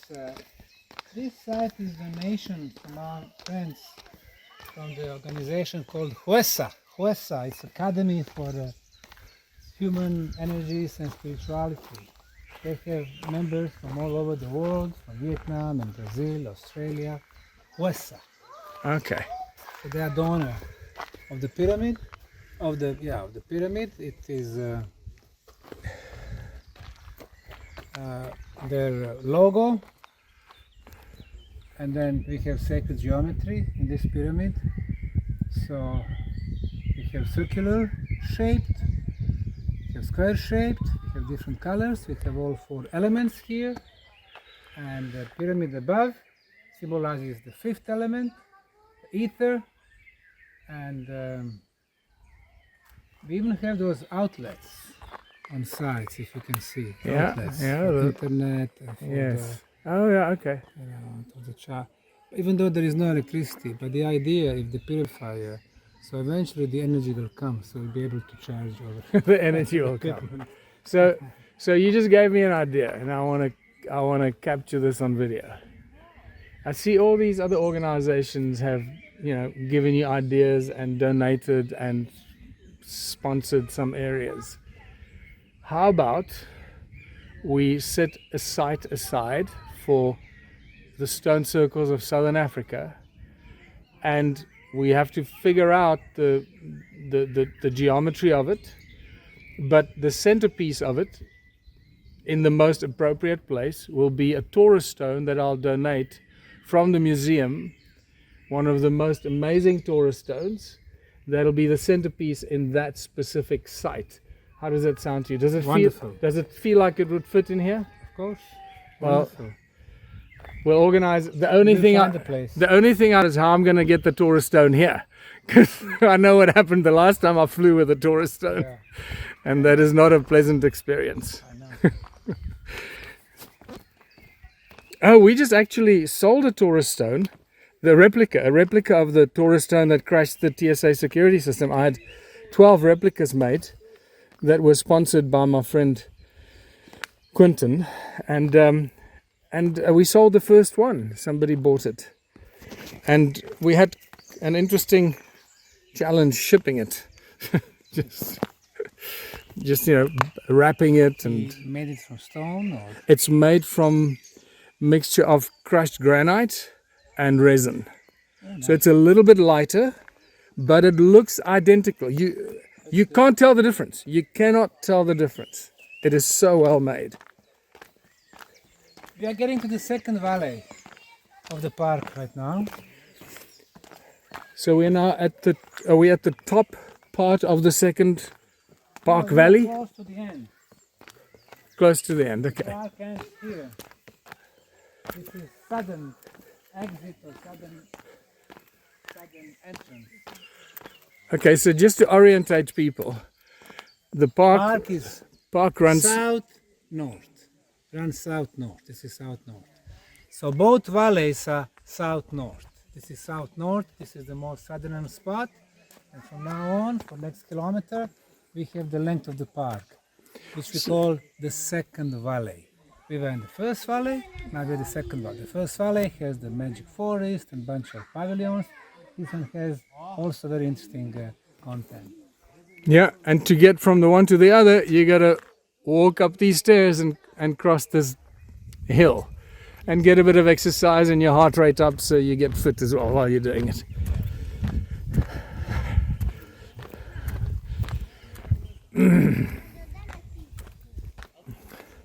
And you can see how people are enjoying the park, lying under the trees, having a picnic. It's fantastic. It is truly spectacular. Veliko poštovanje. Čestitam na sve ovo što ste napravili.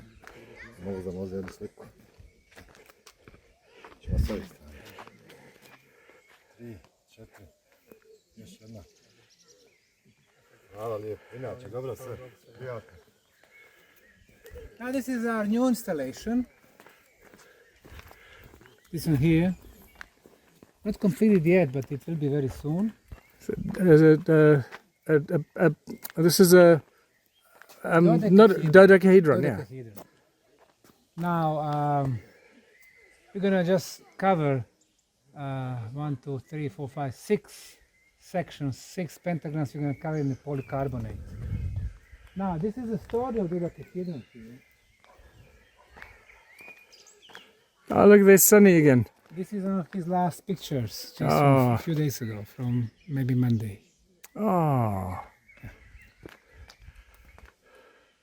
12 flat pentagon faces. 12 flat pentagons. 30 edges, 20 vertices. Also associated with the golden ratio. Explanation in English, explanation in some funny language, it's like Czech and Bosnian, and another funny language, Slovakian. is that Czech? This is Czech, this is Slovakian. So all the Slavic and Balkan languages here, like no English. Okay, English is here. Oh, is there? Oh, there is English, of course. Sorry. Yeah. So the plateau, when it comes to platonic solids, this is one of the 5 platonic solids.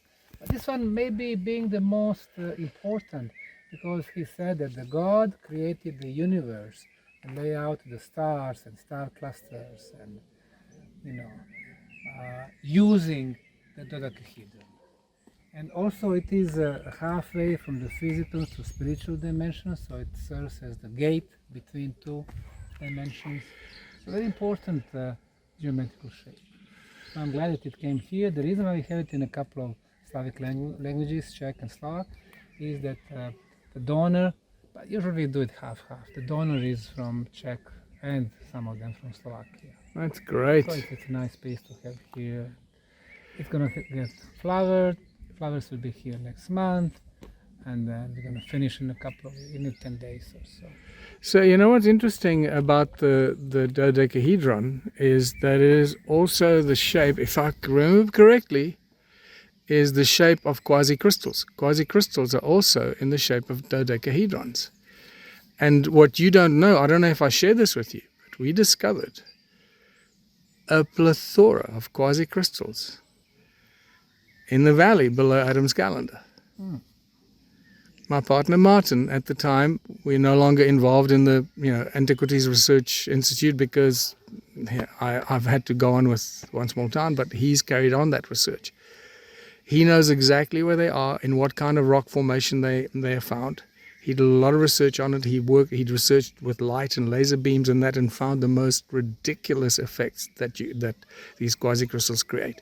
The key thing is that they were theoretical particles or theoretical elements until the Russians discovered the first quasi-crystals in the early 80s, I think it was. And then those quasi-crystals were lost while they were in transit to being researched. They disappeared. This is what I understand. And never to be found, so they don't have any more. We have hundreds, if not thousands of them. Now, pentagrams, 4 plus 1 sides, 4 elements plus the 5th element. Really, this is about the 5th element, about the ether. Yeah. The ether, which is kind of That's good why. explanation of everything that's happening as the energy flow, energy movement, the invisible dimension. Listen, the penny just dropped for me. Okay, I've just had a huge download. The dodecahedron, pentagrams, 5th element. There's so much that just happened as you said it. It was like boom. Here we're gonna have electrical cables. We're gonna have lights for the evening's visit. We're gonna have quartz crystals. We're gonna cover everything. It won't be seen. So it'll be beautiful. Another installation in the park. And next to us is another labyrinth. Yeah. This one we call the double labyrinth of purification. You enter it there, where the bigger stone is. You go this earth road. You come to the center, and then you change the direction. Yes. So it's a double labyrinth. Enter it here, getting out. And you come out here. The idea, Yeah. why labyrinth of purification? All your bad thoughts you remove while walking counterclockwise. Counterclockwise, basically you give your energies to the earth. So all the bad stuff you remove. Once you start walking clockwise, you see this white sand and the pebbles and rocks, then you are receiving the new energy. So that's the idea with the purification. So you purify yourself while walking this labyrinth. Wow. So I love it. I love the fact that it's a double labyrinth, because you know you've seen our labyrinth at home at Stone Circle, but this is fantastic because you just made me think about how to compute this with my understanding of toroidal fields, right? So we'll discuss that exactly. So exactly. So we'll have a conversation over lunch. There's double labyrinth. Yeah, this is beautiful. I love it. 2D, what we see. Yeah, this is But fantastic. you can imagine 3D. So this is what you've done here. You've created a 2D representation of the flow of energy in and out of our bodies, and so that's in essence what happens here. Yeah. And look how they come logically. This labyrinth, dodecahedron. I love this dodecahedron, man. This is spectacular. Can't wait. So this is quite a new thing, you say? Yeah, we are just installing it. Still Last finishing. few days. Wow. Not finished yet. Adding stuff, you know. Before I was doing 2 or 3 installations a year. This year it will be 10 new things. 10. Wow. People come here, they cannot believe. No, that's progress we made. listen. Look, the tar road. This was years ago. a field. There was nothing here. You had to build the road. You had to level it. You had to get the tar and tar it. You know, towns and villages don't even tar their roads, and you did it here.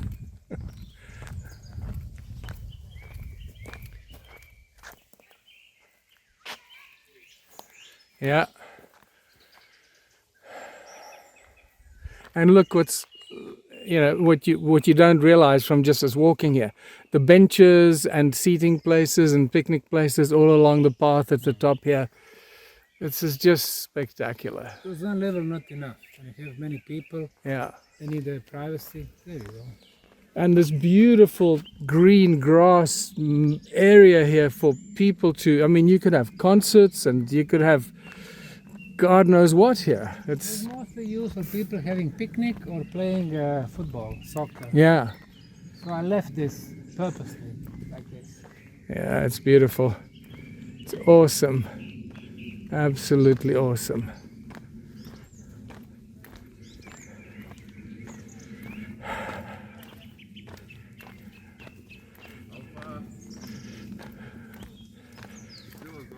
So people love walking their dogs here? Yes. Yeah. Yeah. Ma Dio, lepo ti,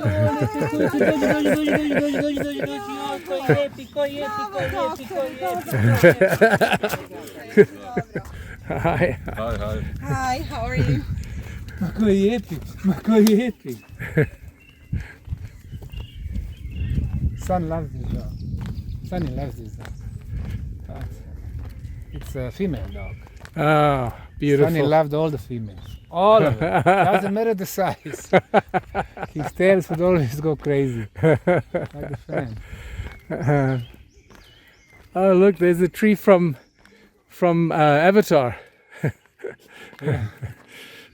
Now, this is an installation which happens also in the mental aspect.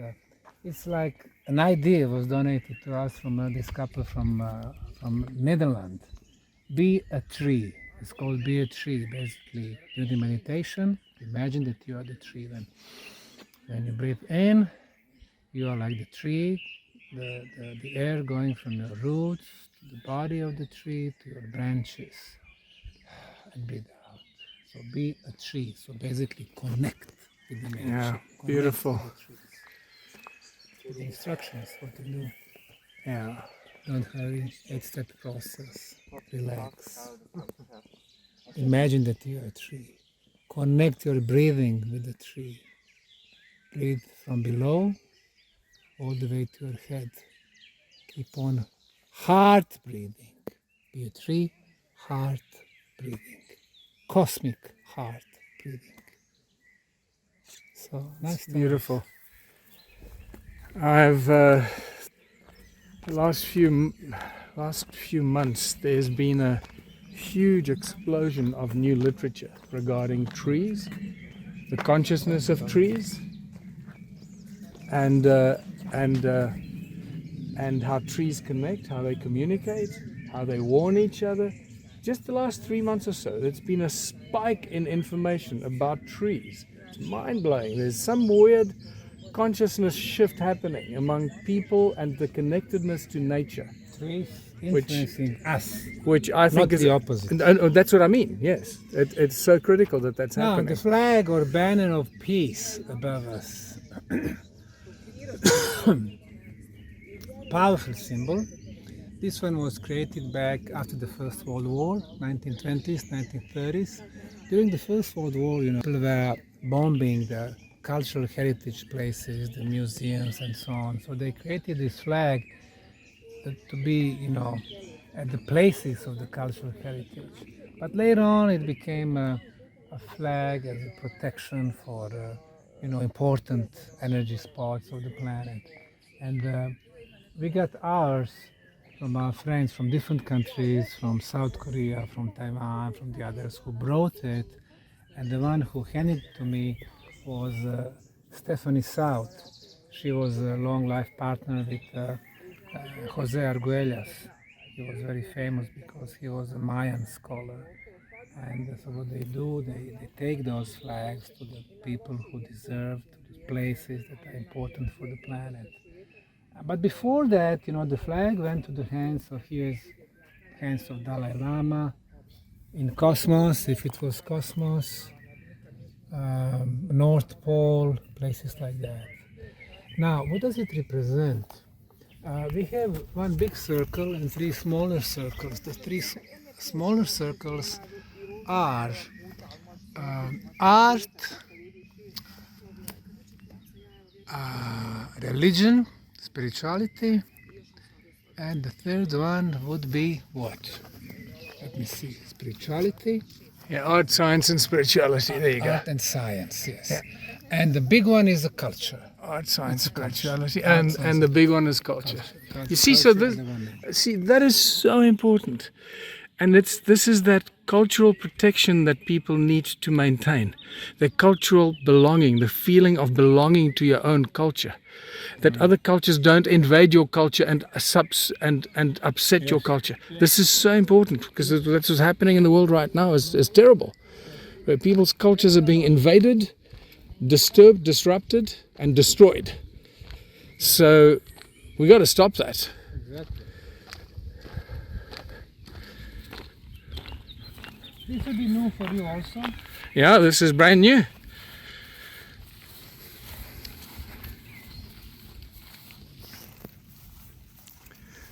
Let me just show this lovely meadow going up to where we've come from. Look at this. This is just spectacular.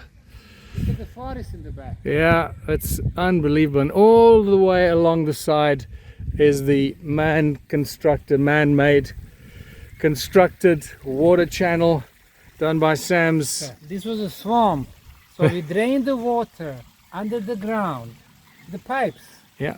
forming this water flow. Oh, you serious? Now, the way we did it, we didn't want to make one straight line, because this is not how the water flows in the nature. Yeah. Plus, this is not, Yeah. good energy flow. So what we do have to see how the water. Yeah, no, it's fantastic. You've really made it nice and wavy. Follow natural curves. Yeah, It's beautiful. Look at this. Look how it curves. Not just a straight furrow.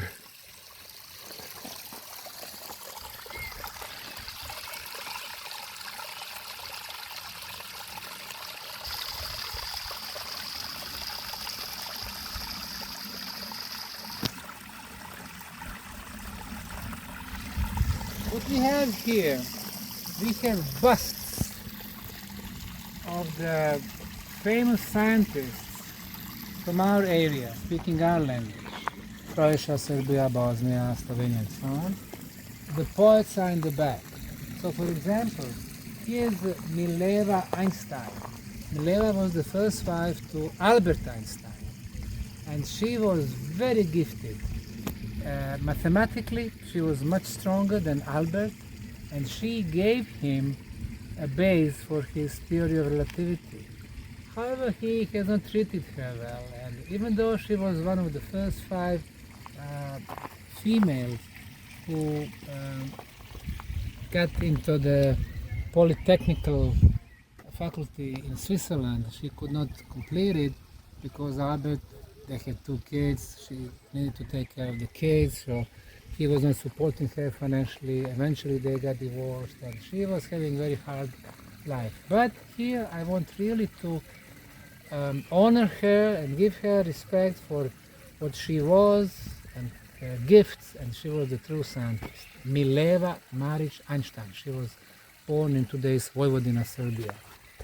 This guy here is Lavoslav Ružička. He got his Nobel Prize for chemistry. He was born in Croatia, living in Switzerland, and the people here in our place, they don't even realize that we have Nobel Prize winner, Yeah. Ružička. The next one is Milutin Milanković. Maybe even you heard about him. Milankovic, of course. Milanković cycluses. He Exactly. was the one who came up with those cycluses for our planet. You go from ice age to warm period, Yeah. shorter. Ice age, short. In the last 2 million years, 10 such periods. And we are at the end of the warm period. So the next cycle won't be global warming, it will be the next ice age. So this is Milanković, and he was born in Serbia. This guy here, Jožef Štefan from Slovenia, great mathematician and the physicist. He was the first one to calculate exact temperature on the surface of the sun. Ha. So all these people are globally important, coming from our region. Yeah. This is the first PhD, the first doctor of mining sciences, coal mining sciences in former Yugoslavia. He got the largest awards of former Yugoslavia, big inventor, wrote many books. Professor Muris Osmanagich, my father. Are you serious? My father. Oh my God. This is unbelievable. This is fantastic, Sam. Yes. This is awesome, man. You should be really proud of this. So he's here. Yeah, this is wonderful. Engineer, university professor, first PhD, doctoral dissertation. What a great surprise. Yeah. This is Ruđer Bošković from Dubrovnik, Croatia. A great mathematician, philosopher, astronomer, physicist. 200 years before Einstein, he mathematically proved that everything is relative. Mihailo Pupin, the great engineer, the genius engineer from Serbia, spent most of his time in the US. And finally, Vladimir Prelog, he was born in Sarajevo, just 25 kilometers from here. He got his also Nobel Prize in chemistry. I mean, look at these guys. This is So this we are is- showing, hey, we are not cheap labor. This is such a tribute to the intelligence that has come out of this part of the world, you know? It's brilliant. The discovery, the brains, it's just brilliant. This is France Prešern is a Slovenian. He was a poet, and he is considered the guy who established the Slovenian poetry and literature. Ivo Andrić, Nobel Prize winner for literacy. He was born in Bosnia, lived in Serbia. Aleksa Šantić, Mostar, beautiful songs. Mark Dister, beautiful song, great poets here. Krleža from Croatia, the greatest Croatian writer, author, the greatest really of the 20th century. Meša Selimović, born in Bosnia, lived in Serbia, also the great writer. Desanta Maksimović, Serbia. Tim Ujerić, Croatia. These are ours. These are also ours, but more international. Edgar Allan Poe, he established a new movement, Romanticism, in the world literacy. Sergei Yesenin, the great poet, loved poetry. Federico Garcia Lorca from Spain, usually about the tragic love. Pablo Neruda, Nobel Prize winner from Chile. 2 careers. One was poetry and literacy, and the other one was politics. He was a member of their Senate, he was senator. 1973, the CIA overthrew the Allende's government. He was very vocal against it. So they killed him also, and they put Pinochet, the general. Unbelievable. 1973. There you can just see the globalist fingerprints everywhere. Rumi from Persia, Yeah. 800 years back. I mean, the more citation even today from this philosopher and scientist and Yeah. poet, a great scholar. We need Rumi to resurface today. Yes, Yeah. the most popular poet, the best-selling poet in the U.S. Today, 800 years after. And finally, Tagore, from Rabindranath Tagore from India, Nobel Prize. He opened the Hindu poetry to the world, but also opened the door for the Western poetry coming to India. So quick question: Who sculptured all these busts? This is some work that you commissioned this, obviously.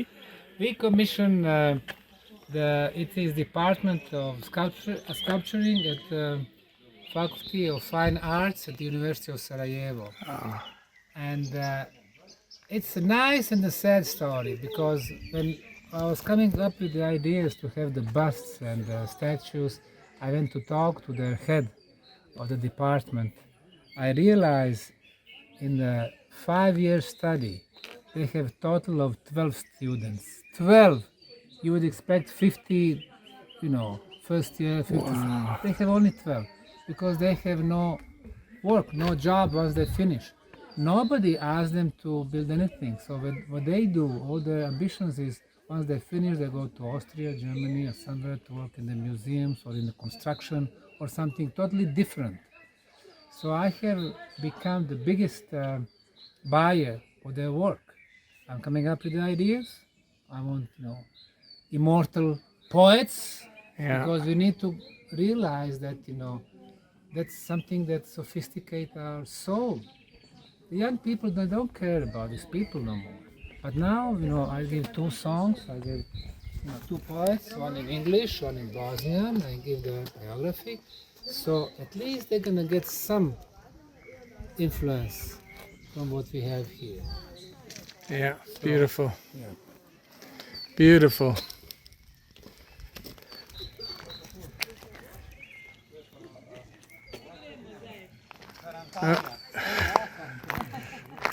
All right, so this is still a work in progress, as Sam says. We're going to talk about this in the conference over the next few days. This one is completed.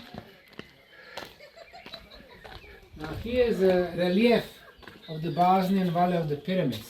The town of Visoko, the light brown, the Pyramid of the Sun, Pyramid of the Love, Pyramid of the Moon, Temple of Mother Earth, Pyramid of Dragon, Ravne tunnels, Tumulus in Vratnica. So here we have some elements of sacred geometry. But before that, I will point out the river. This is Fornica River, flowing east-west direction. This is south-north direction. At one point, once they built those 2 pyramids, Dragon and Earth, they removed the riverbed for 90 degrees. So we have abrupt movement of 90 degrees. And now the river flows to the north. And from here, from the right, we have River Bosna. This is the largest Bosnian river. So the mouth of 2 rivers is artificially made point in space. So they were playing with the riverbeds. So when talking about terraforming, we need to add something hydrological forming. Wow. Why is this place important? Look, we start from the estuary or mouth of 2 rivers with the Fibonacci spiral, the blue one. Look what's happening. This is the point 1. Fibonacci spiral goes to the top of the Sun Pyramid, intersects with the Sun Pyramid, goes to the entrance to the tunnels, ending at the top of the tumulus. 1, 2, 3, 4 points. 4, as much as you know, probably maybe there. If you have more than 2, it is not coincidence. So 3 plus, it is intentional. And look at the other Fibonacci spirals, also starting from the estuary. The red one, 1 point, top of the moon pyramid, first corner of Temple of Mother Earth, the second corner of Temple of Mother Earth, and over there it's top of one of the hills. So 1, 2, 3, 4, 4 points. Some more. Top of the sun, top of the moon, top of the dragon, of course equilateral triangle, which we know from the beginning, 2005. But look at this one. Top of the love pyramid, top of the sun, top of the Temple of Mother Earth, top of the dragon, All right. tumulus. Back 5 here. points. No coincidence. Yeah. Elements of sacred geometry more than ever. I mean, you cannot. I will show some in Egypt, but here, the most of them in the world are here. So once again, you can. What I find interesting about a discovery like this is that you can start using scientific arguments to argue, to prove what would often be called, spiritual or pseudo-scientific ideas, right? So Now you have geometry. now you have geometry, but you also have statistical probability, and that is a scientific argument. I'll discuss Monte Carlo simulation during our lecture, and you will learn that. Yeah. Here I'm giving a little explanation about the sacred geometry, the most important elements, equilateral triangle, flower of life, Fibonacci spiral or golden section spiral, hexagon, why they are important, why the golden ratio, why the number pi, why the number phi. So we educate people. This is a big educational field here. From kids, from kindergarten, to old dudes who can understand this. The triangles, equilateral triangle, Bosnia, sun, moon, dragon. Egypt, Khufu, Menkaure, Gebel Gibli, that's a pyramidal hill, natural pyramidal hill. Bolivia, Tijuanaco Plaza, Acapena Pyramid, made from granite. Pumapunku, Peru, about 3 continents, 3 equilateral triangles. Here, in our case, 2 kilometers, the ratio, 1 kilometer, 1 kilometer. We have also, here it is,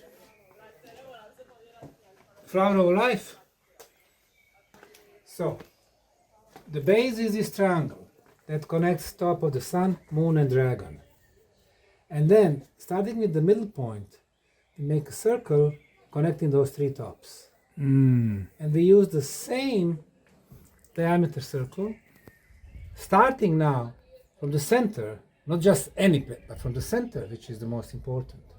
Look at this. 1, top of the moon, 2, top of dragon, 3. Center, 1, top of dragon, top of the sun, 3. Center, top of the sun, top of the moon. So, flower of life. Flower of life. Our original t-shirt, not made in China. This is the first flower of life. But we have one more, using the sun pyramid, the love pyramid, and 2 more pyramid hills. And we have the third one. Now this time we stay inside the triangle.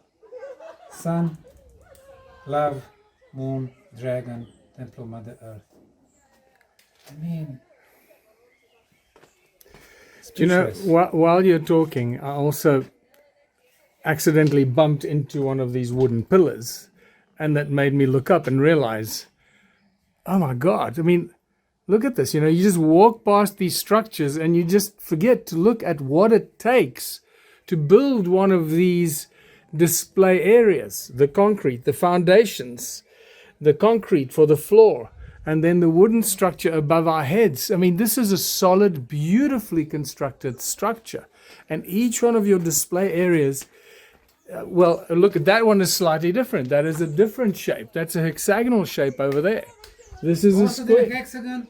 This one is square, but actually it's a pyramid, 4-sided pyramid. Oh, there you go. So, and just the art, the craftsmanship that goes into building this. It's so beautiful. My people do that. It's spectacular. So, you know, and it's, look at this, you've got, there's all these display areas here that you just forget that somebody had to build them and somebody had to fund them and find the money to fund this. So I understand this so well for, you know, having done what I've done and not come anywhere near what you've achieved here. It blows my mind. This something mentioned yesterday, remember? Top of the moon pyramid, top of the earth, top of dragon. Moon, earth, dragon, perfectly straight line. But now I was talking about the rivers, River Fonica and River Bosna and estuary. When you draw perfectly straight line going to the north from top of the dragon, you're going to end up in the mouth of two rivers. Wow. Okay. Just this is amazing. Only this, Oh, wow. without nothing else. The fact, just to talk a little bit about the discovery of the fact that they've terraformed the river, because that's important. You didn't just come up with that. You obviously looked at it. They made an obstacle. River goes this way. And they knew, okay, we have the major river there. This one is going this way. Let's get it into the valley because water is so important. Of course, for us, water, it gives life. For them, water moves kinetic energy. Water moves, releases negative ions. And the pyramid shape amplifies the concentration of negative ions. They are so smart. Water moves, they are getting underground water flows. This is what I can see on the surface, this hydrological feature. But how much of underground water flows that they made? I think a lot. We had those people, you know, dowsers. They come with their dowsers, so, you know, you can believe it's not totally scientific, but if you have 5-6 different dowsers from 5-6 different countries coming at 5-6 different times, they all tell you the same results. Well, you know, that's 99% probability that under every tunnel in the Ravne tunnels there is water flow. Every tunnel. I had the guy. He blinded his eye. He took dowsing rods, and he said, "I won't even look. I'll just follow the water flow." And he was going through tunnels, and tunnels they go like this. He was just following the water flow. And he stayed in the tunnel. Yes, he never bumped his head into the walls. That's remarkable. So this is huge, but this is just the beginning. They needed a lot of water because water is the energy. And kinetic energy is beginning of the whole process for the machine to start working. This is amazing. Jasper, how are you, man? We are doing documentary, but you can join us. Oh, no, please, no. So, and look at this, Michael. Top of the Temple of Mother Earth, top of the Love Pyramid, top of the Sun Pyramid, top here we have unnamed structure, and entrance to the Ravne Tunnels 5. Perfectly straight line. It's just a coincidence, man. Yeah. You're just making stuff up. I know. You should stop now, really. Yes. This is just like all made up stuff. You So just, what we have here that we made up, let's see what does the paper say. what did you make up here now? Yeah. This is the one I showed you. Oh, yeah. Intersection of two rivers. Top of the Sun, Ravne Tunnels, Tumulus. Top of the Love, top of the Sun, top of Temple Mother Earth, top of Dragon, Tumulus. And here this is a new one. Top of the Sun, let's see where this one goes.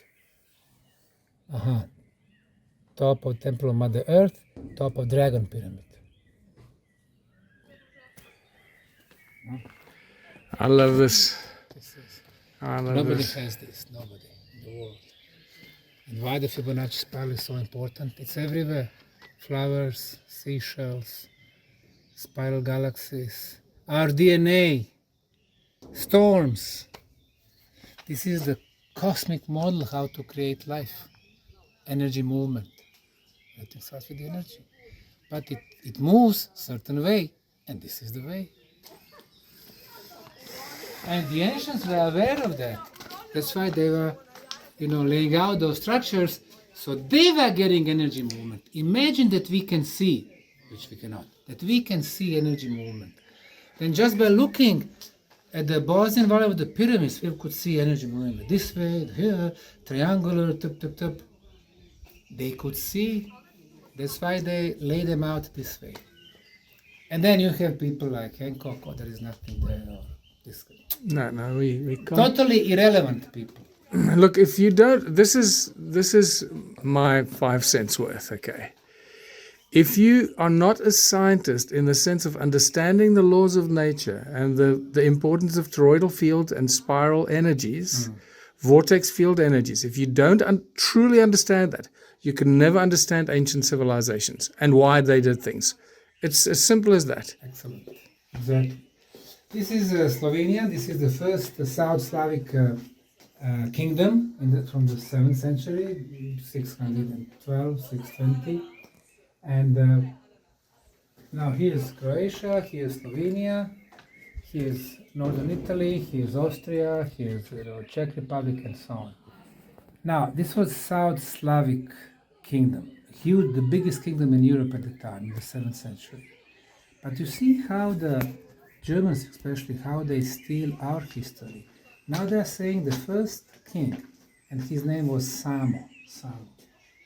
Where are their kings? Here, Samo, the king Samo. They are saying, well, he was not Slavic. His origin was Francophone, like German. And he was an arm trader. So, they totally undermine, the culture. Like I told you yesterday, we are 51% Illyrian, 18% Slavic. So 70% we are Illyrian Slavic people. So I'm proud, of course, of our Slavic heritage also.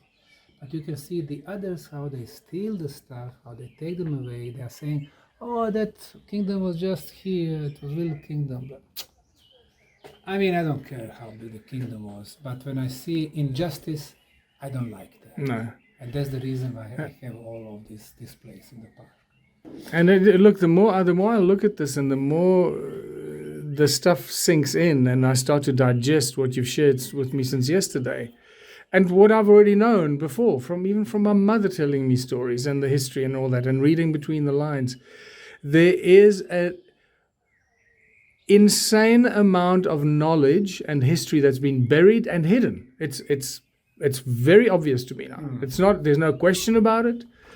And I think you've just begun. You're just beginning to scratch open the hidden history. Top of the Roman column, which they were using in Carantania, the first Southern Slavic kingdom. They were using it. They had it on the top of the hill, and every 4 years they were gathering. They were, getting a new duke, a new leader. So they would have 5, 6 leading, community leaders, and they were giving their programs. This is how I envision our future. I want to do this, I want to do that. The other guy can, no, I'd like to do this. So it was the first democracy in the 7th century. So the Western Europe, they did not even arrive to the Dark Age. And we had democracy, our people. Slavic people in this case. So that's why we are so wise. And then what happened? The new religion came, Christianity, the Catholics, and they wanted to have their leaders from Slavic communities, the rulers and the traders, richer people. They received the new religion, and now you have most of the people with the paganic beliefs, and you have those Catholics, and now they are divided. And this is why, because they have the same religion, like Germans, like Italic, like all others, they side together against the major population of the Slavic people in all those areas. So in the 10th century, Praha, was the largest city in Europe, and it was almost completely Slavic city. It was the biggest trade center for slavery. So those Catholic Slavic people, they were selling their brothers who were still at the paganic Jeez. beliefs to 3 routes. One going to Spain. At that time it was under Arabic, ruling. The second one to the Middle East. The third one towards Ukraine. We were doing this to each other. So these guys were very smart. They made us do that to each other. People don't talk about this. Nobody knows about this.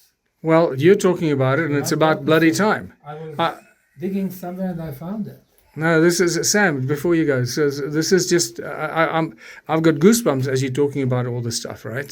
Really, it's just this is why I was called to do this work. You're here. This is why we met. But I'm still doing this work in some way, well, focusing elsewhere. But did you notice that when you mentioned the intelligence and the democracy and the civilization of the Slavic people, although I call myself a South African, I immediately invoked my Slavic heritage to be able to claim that I'm intelligent. I noticed that. Yes.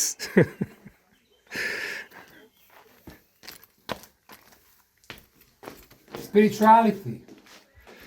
Yeah, look, spirituality, it's like really, come on. I know. However, for some people, spirituality is, when they look at the Indian gurus or yogis, or people who meditate all day long, or who go to caves for 10 years, don't talk to anyone.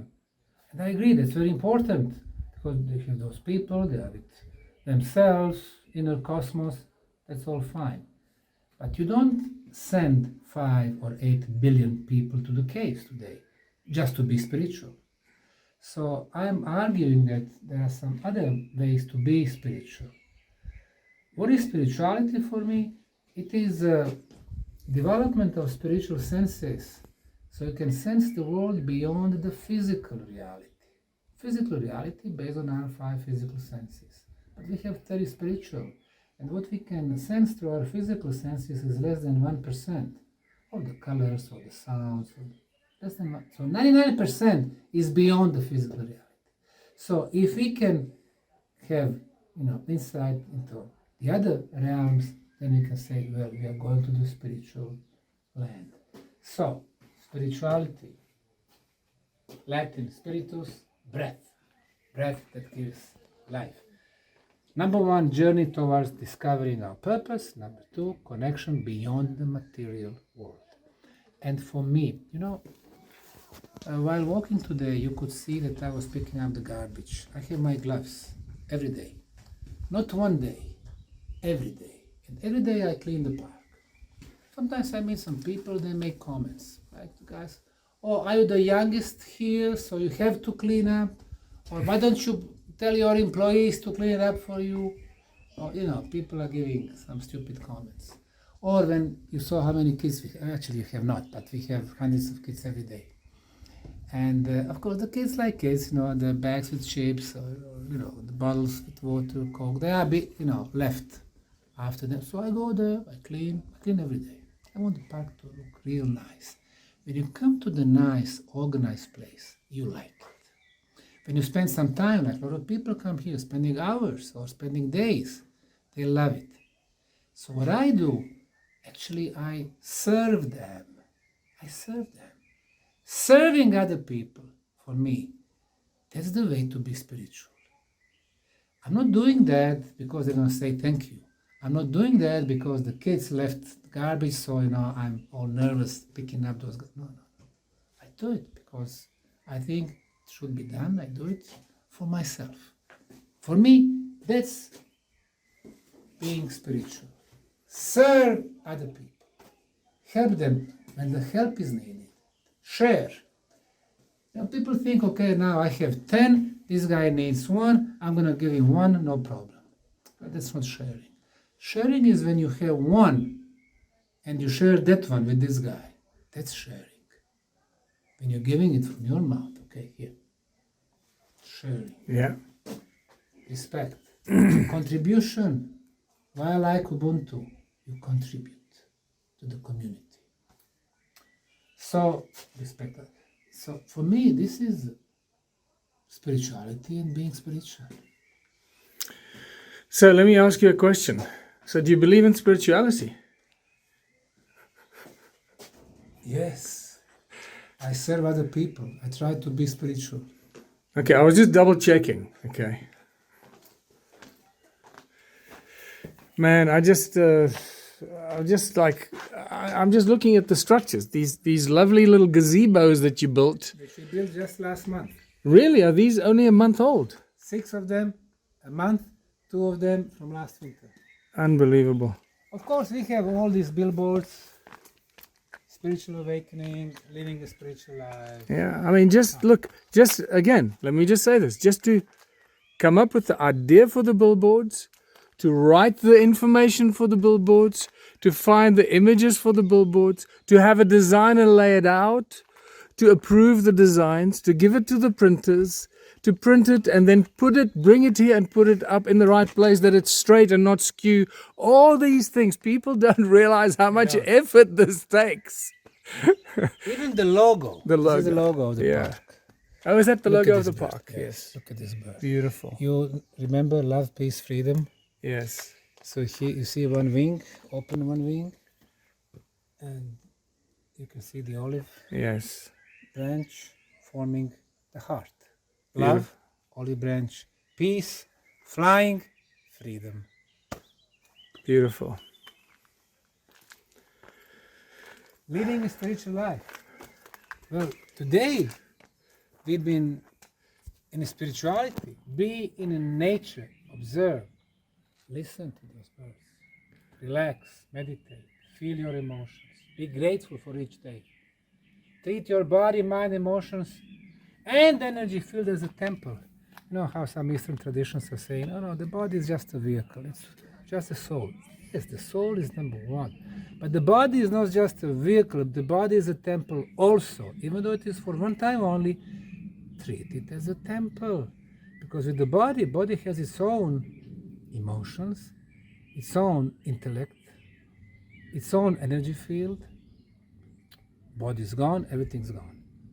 Of course, the soul remains. But those two entities, we need to treat them as a temple. Connect with the like-minded people. That's being spiritual. That is. Live in the moment. Now, again, just that statement, connect with like-minded people, that explains to you the basic principles of coherent harmonic resonance. You can never get on with somebody that you do not resonate with, that you don't have a good vibe with, vibration. Right. You walk into a room, that's a bad vibe in that room. I don't like the vibe in that room. It's a vibration, the frequency. Exactly. We're beings of frequency. And we use those terms so often, but we don't get taught from the earliest age the meaning of the words that we use, so we don't realize when we even say it.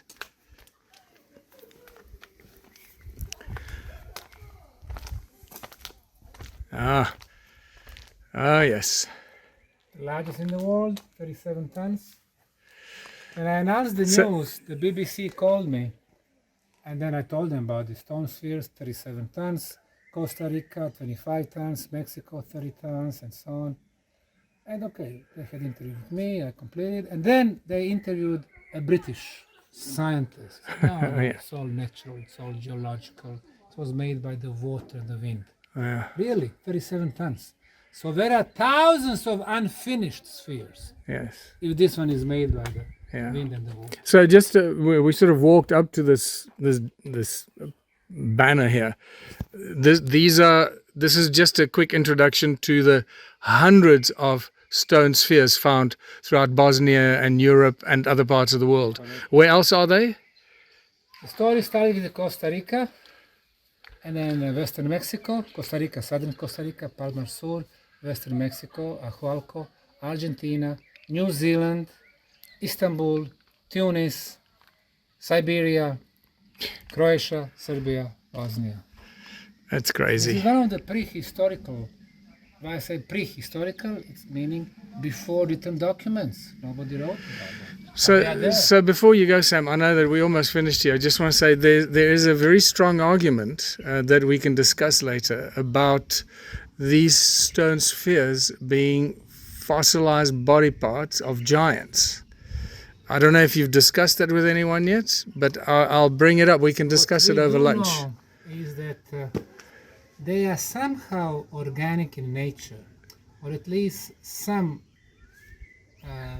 parts of those stone balls, because when you have the stone ball, you know how you have your cell phone, your mobile phones, and you can activate all those apps with your fingers. Why with the fingers? Because your finger is organic material. If you take stone, you try to hit it, does not happen anything. But with those stone spheres or pieces of broken stone spheres, you activate those applications, telling you there is an organic element within them. And of course they have a lot of iron because of the energy, I would say. So something strange. You just reminded me of the last time you were with me in the stone circles, and you brought all your special equipment with you, and we were in the one stone circle, and you were measuring the life force of the stones. Yes. And do you remember the result? Yeah, well, I don't remember for this particular. I remember it very well, okay, because I'm close to that. So yes. we measured the life force of the soil, the grass, yes. the trees nearby, yes. and then the rocks. Yes. The rocks in the walls had a higher life force than the grass. Yes. That's impossible. Exactly. Now here we discovered the tunnel. When I purchased the land, we are clearing, and then we found a little entrance. You see how wide it was? It was about 30 centimeters. We got inside for 5-6 meters, and then we discovered open tunnels, dry walls. Oh, yeah. Some plates with some form of the carvings. This was the first clue back in 2008. You see, this for me, these dry walls. I mean, that's a dead giveaway that somebody was there and they were messing with the tunnels, right? So we call it Ravne 4. So just here we have 6 entrances to the tunnels. Dry walls.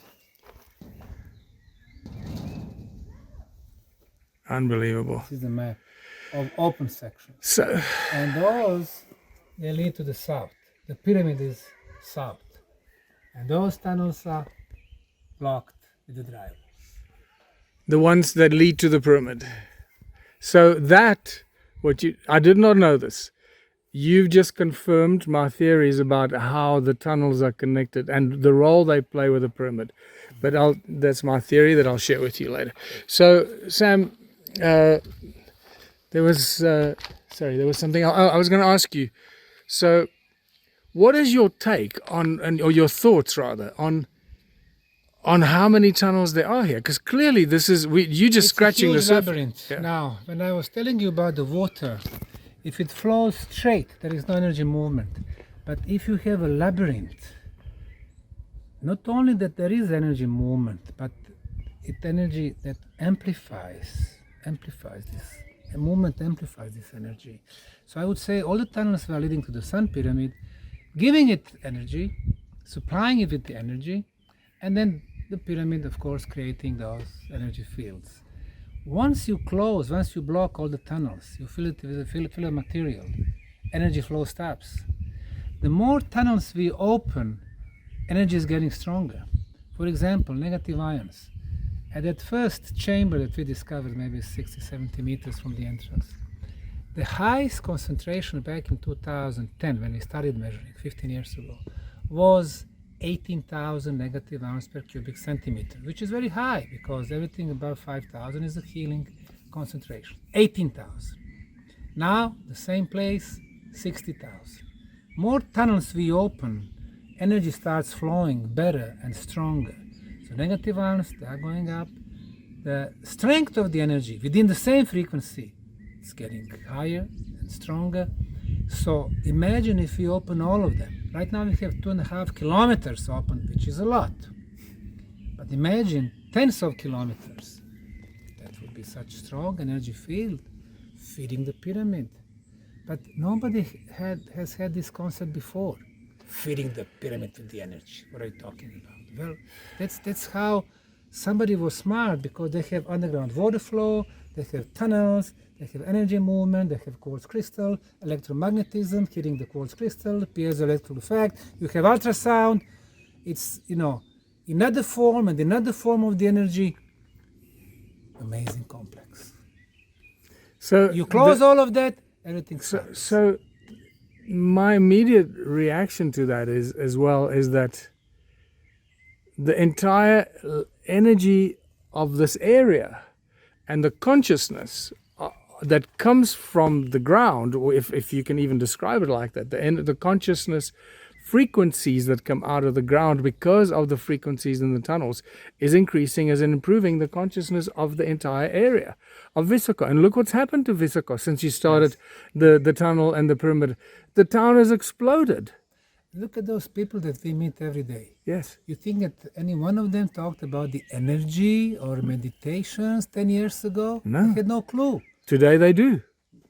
But not only that, look at the people that come here. They're all happy. Yes. They're all shining. There you They're go. smiling and friendly. Yes, yeah. Everyone is happy that comes here. No one is pissed off. Exactly. Here we're It's- going to have prehistory on the Bosnian soil and Prehistory of Bosnian.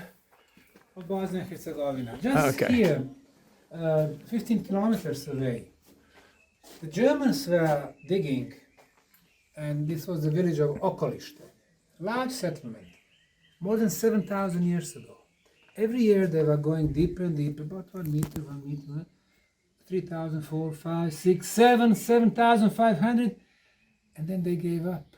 Why? Because there was a continuation of civilization. They realized they discovered the oldest civilization in Europe. They stopped. They didn't want that. So the rich Germans, the richest country in Europe, they're saying, well, we ran out of the money. Oh, yeah. Okolište. And this is the place, beautiful view of the Pyramid of the Sun. This is the place where this ceramic pyramid was discovered. Say that again. Sorry, I'll So- just hold it. In the village of Okolište, just 15 kilometers from, well, less, 10 kilometers from here. Beautiful view of the Bosnian Pyramid of the Sun. In deep Neolithic times, people were looking at the pyramid. At that time, no forest, just pure geometrical shape of four-sided pyramid. And they were making their ornaments, artifacts, pyramids in shape, like this one here. It was discovered by Germans in the National Museum. And fortunately, we had one of our workers who make a photo. This is the photo. And what they did, they hide that. So they remained hidden for, 18 years now. Why? Because this is the proof that the pyramid was there even then. Yeah. The scripture, the writing on this, any idea? It can be numbers, it can be hard to say. Somebody saying, I don't know.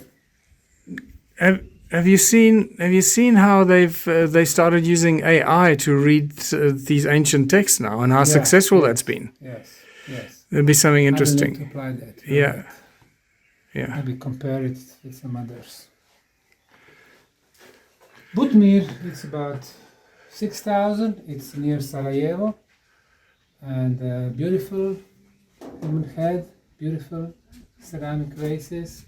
So I want to honor the Neolithic structures here also. Exactly.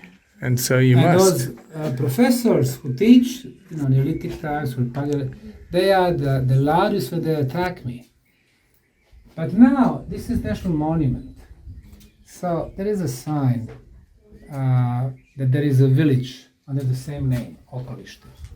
So I was driving one day, I said, okay, let me go ahead and look at prehistorical site, hoping to see some signs or archaeological trench or archaeological site or cultural heritage site, or not a single sign. So I went to this village. I asked, okay, it is another 300 meters, another 100 meters. So finally I came there. Somebody came from the house, said, where is the place where they were doing digging? Where is that national monument? They said, oh, they were digging here, but right now you have those plants, you have those. So they have nothing. And here I'm going to have some of the replica of some of those pieces from the oldest Bosnian cultures. So I'm showing my respect for everything, all the cultural layers. Well done. Now this is an important pavilion. It represents Alexander the Macedonian, or Alexander the Great, or Alexander the Third. Well, if you go to AI or Google, you ask which language did Alexander speak, they will give you two options. The first option is he spoke a Greek language. The second option is he spoke dialect of Greek language. Wrong, wrong. He spoke Macedonian language. There was no ancient Greek state. There were ancient Greek towns, policies, like Athens, was big, 2,500 years ago. It was 200,000 people, the largest settlement in Europe. Thebes and Memphis and Sparta and all. So they are important, but no state, no country. But Macedonia had a big country. Today's Macedonia, northern Albania, northern Greece, parts of the Bulgaria. So Philip II the Macedonian, he spoke Macedonian. Alexander the Macedonian, he spoke Macedonian. All his generals, they spoke Macedonian. And most of them didn't even know any of the Greek dialects. When he was conquering the East, the whole known world, he had 22,000 Macedonian, not soldiers, but officers and horsemen. 5,000 from ancient Greek conquered towns, and 7,000 mercenaries. So this was Macedonian army. So he conquered the world. He was not spreading Greek culture, which they even make up the word for it, Hellenism, 150 years ago. He was not spreading Greek culture. It's a big lie. His new capital was, of course, the Babylon in Persia. At one occasion, he married 1,000 of his Macedonian officers with 1,000 of beautiful Persian girls, wanting to create a new nation, one religion, no more wars, ever. That was his ideas. He himself said, Demosthenes, I spent my youth, my childhood, in the north, with the tribals were today Serbs, River Morava in today's Serbia, and Illyrians from River Drina, today's Bosnia, Montenegro, Croatia, Slovenia. And we all spoke the same language. What are the consequences? If he was ours, obviously he was, but it's hidden. Once he died, the Ptolemy, his general, got Egypt. And he became a new pharaoh, a new king. So the last dynasty of the pharaohs were ancient Greek, Roman pharaohs. That's official history. And indeed, they were talking Greek language, more because Greek was a language in Eastern Mediterranean. But the Ptolemy was Macedonian. He's our Illyrian blood. All 14 rulers, including the last one, Cleopatra VI, had our blood. Macedonian, Illyrian. And yesterday you saw, even today's Macedonians have the same haplogroup like, 2,300 years ago. What are the consequences? One of the big pillars of the Western civilization, ancient Greek civilization, actually is built on lies. 150 years ago, there was a conference in Berlin. It's called Berlin Conference 1878. The big powers of the time, Prussia, today's Germany, Austria, Hungary, France, of course, United Kingdom and America, they said 3 things for Balkan. From now on, the Balkan people will be descendants of the primitive, barbaric Slavic people who came in the 7th century from Carpathian region, so it's Poland, Belarus, and Ukraine. So before that, there were no people like them, meaning everything that happened before, like 2,000 years ago, does not belong to those primitive Slavic people of today. Wrong. They've been here tens of thousands of years. Secondly, they said Albanians are descendants of Illyrians. And then from 1878, Albanians who had nothing to do with Illyric movement, Illyrians or Illyrian rulers, started naming their kids with Illyrian names, like Baton, Teuta, Triteuta, and so on. Today you talk to them, oh, Baton, that's our name. Yes, in the last 5 generations only. And number 3, Alexander the Great, he was actually the Greek leader. Those 3 lies about our origin shaped all our history books. All our historians, archaeologists, they will go to Vienna, to Rome, to Berlin, to London, to get education, and this is what they instructed them. It's a And crime. all these people are against me. First against the pyramids, and now against all this true history.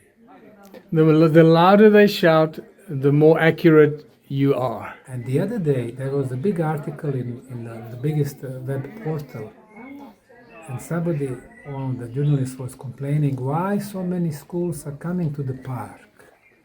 And even in some curriculum, they're saying visit the park. It's like the obligatory excursion for the year Yeah. because of everything. Yes. And they were complaining, we were writing to the Ministry of Education, asking them how they can go there. They had all those pyramid theories, all those parks, blah, blah, blah. See, Awesome. the evil is there. It's beautiful. This is just a story about Alexander. So that's why he... So I just Now, I'm sorry, let me finish this. Macedonia wanted to become EU member. And for 20 years they were trying, but the Greeks were against, the Greek country. Greek, they are saying, no, you cannot call your country Macedonia, because Macedonia, that's our heritage. So Macedonia had to change the name. Today they are called Northern Macedonia. When you say Northern Macedonia, it's like a province of something. If it is Northern Macedonia, the real Macedonia is Greece. They had to change their flag. This was their flag. This was their flag before. They changed the flag. Imagine. You change the name of the country, what embarrassment. You change your flag, you change the name of your own, the biggest airport, Alexander the Great in Skopje. So you are, arriving there, you see Alexander the Great. Now they changed that. And all the history books, when it comes to ancient history, is written by Greek historians. So this is what Macedonian government had to do to become member of this elite society of EU. And what happened next? They never received into the EU membership. Now Bulgarians is, objecting. They are saying, no, you don't have your Macedonian language, you don't have Macedonian culture, blah, blah, blah. So this is the only place where we talk freely about Macedonia. I never use the term Northern Macedonia. I had some Macedonian here when we opened this a few months ago. The guy came from Macedonia with tears in his eyes. He said, for me, he's the most popular person in Macedonia because he fights for what is right. beautiful. Man, this is such important work. It's like we're almost at the end here, and I've got chills up my spine. But I want to take a picture of you and I and this Macedonian king. Come, let's take a quick picture here. Maybe if you stand on that side, and I'll stand on this side, it'll be. This is a selfie video, but I'm going to stop it and turn it into a picture. So Bato had an army of 160,000 people from all Illyrian Slavic places. At that time it was only Illyria. And he was attacking Romans in Siscia, which is today border Croatia and Slovenia, Sofia, which was the headquarters of ancient Rome in the Balkan region, and then Sirmium, which is today Serbia, and then Breuci, which is the river Sava. I mean, a primitive guy from one little tribe and one little village all of the sudden has such a huge army. They also call him Baton of the Dalmates. Dalmatis or Dalmatia are today Croats.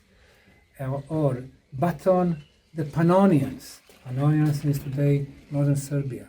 So everybody was taking him as one of his own. Now, why is that important? Because there was no internet at the time. There was no phones at the time. How do you communicate from here with this part? Or from here with Bulgaria? Or from here with Macedonia? And they were getting their food supplies from here. So obviously, he was not just one rebel in one little area. He was, what I'm saying here, he was a statesman who was widely respected.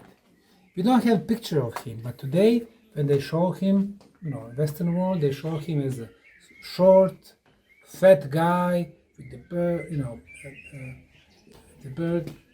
They're showing him as one primitive guy. I didn't want that. He was a statesman. So he you communicating on such large area, he was educated. Look at him. So I showed him as an intelligent, educated statesman. So we try to change the, this history in the real view also.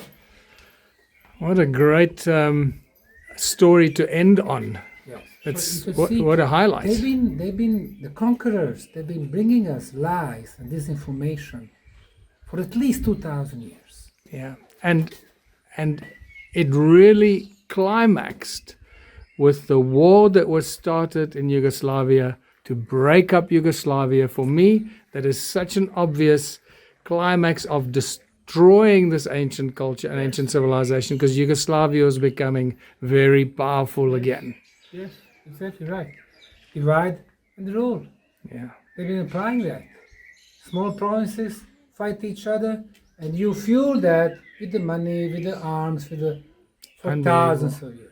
And this is why still today, And then we think, today in those little countries, that we are enemies to each other because we have evil blood. I mean, somebody killed, somebody from my family 20 years ago, or 50 years ago, and 80 years, and 120, and 150.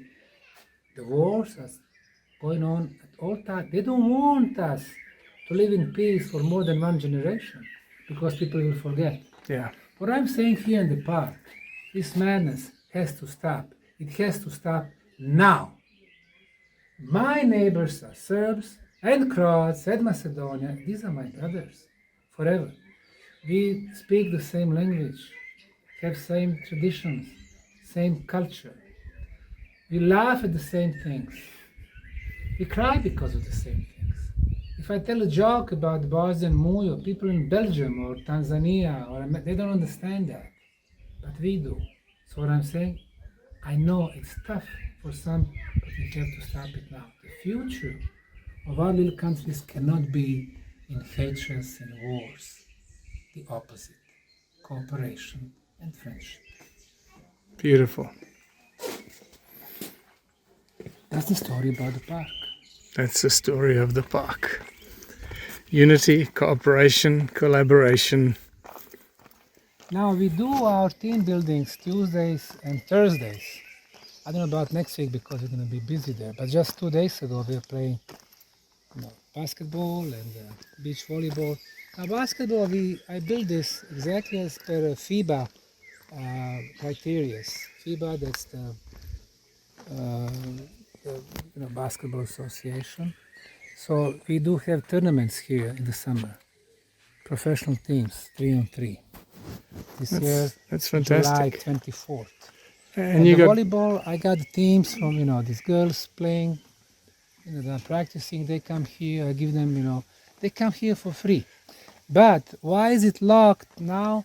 Because it has to be in organized way. You give them the key, but you know who's responsible. You make sure that everything is, maintained well.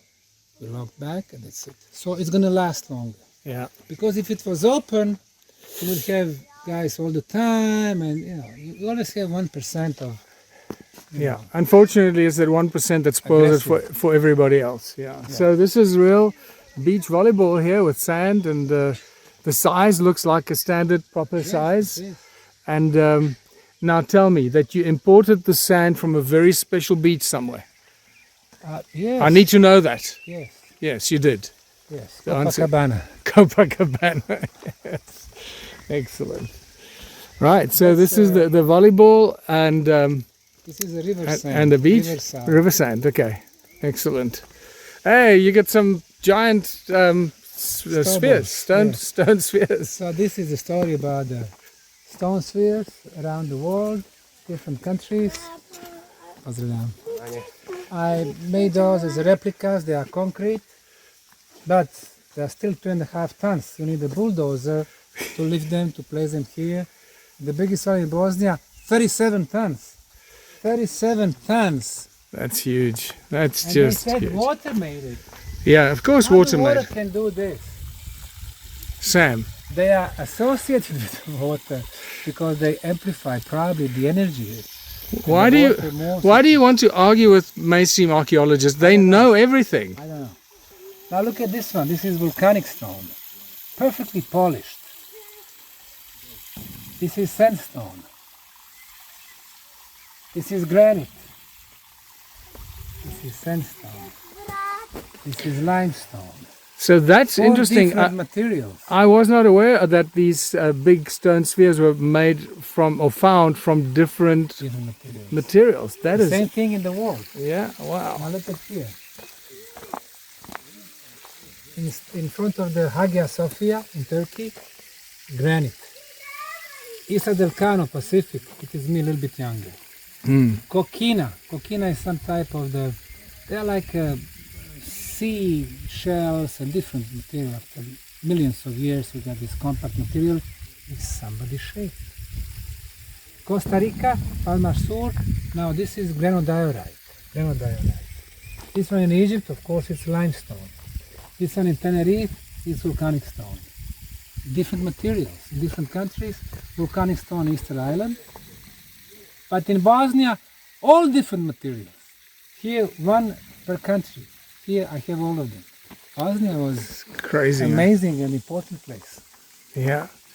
This one here, it's stones like these spherical stones like that. Now, the stone sediments, it takes tens of thousands of years for the stone to sediment. That's why geologists and archaeologists together they're saying, no, this is geological phenomenon. We had no civilizations 50 or 100,000 years ago. In Egypt, this is sedimentation, right? It takes tens of thousands of years, if not more, for so much stone to sediment. How come we have those stone spheres here? So that comes back to the fossilization, petrification. That is one of the areas that I've been, researching and I guess becoming a bit of an expert in. And the reason I say that is you're aware of the fact that we've got claw marks and footprints in rocks, and some of those rocks are hornfelds, which is a metamorphic rock, but some are dolerite, which is part of the granite family. Now, if you've got footprints and claw marks in dolerite, then dolerite Extremely hard. can't be an igneous rock. It's got to be something else. So we've got to rethink our geology completely.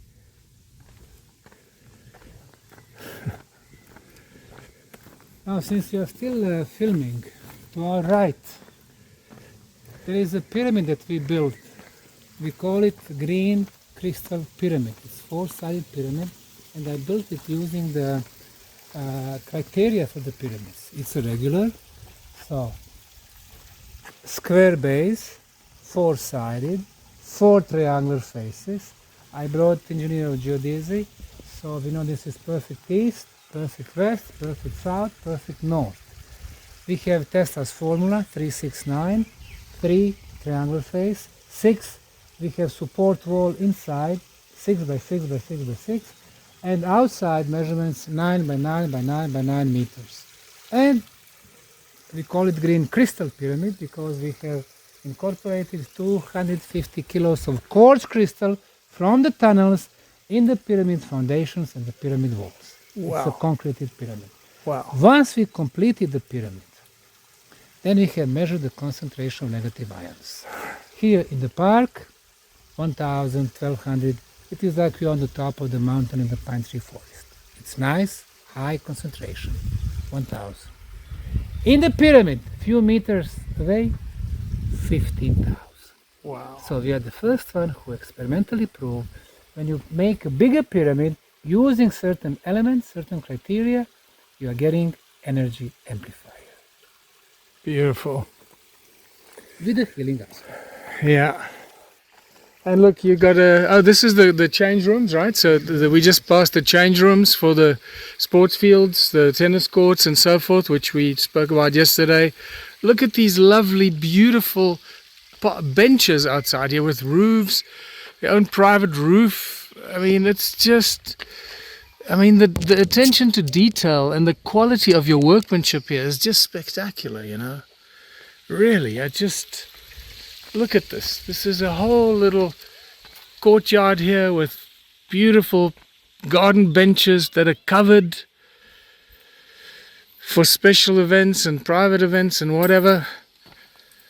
And then this, One day we're gonna have a lunch here. and this incredible tennis court. This was the opening of the tennis court.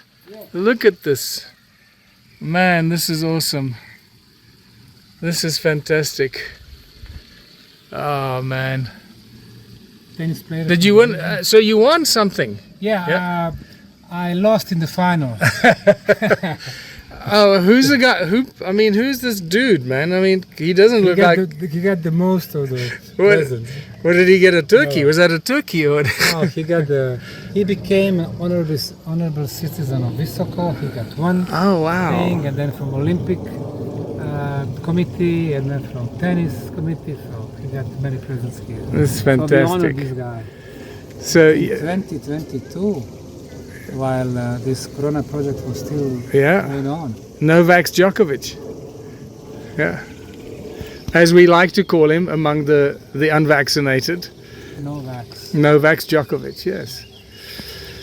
So this is it. We are now entering this famous Ravne Tunnels tennis complex. Wow. And I'm with a guy that has a private key. Yes. Look at this. This is fantastic. Wow. Look at this. This is unbelievable, man. Whew. Wow. Imagine the swamp before. It was a swamp. Last time I walked here, it was a swamp. Since we mentioned the change room several times, let's go in there. We're talking about the details. Yes.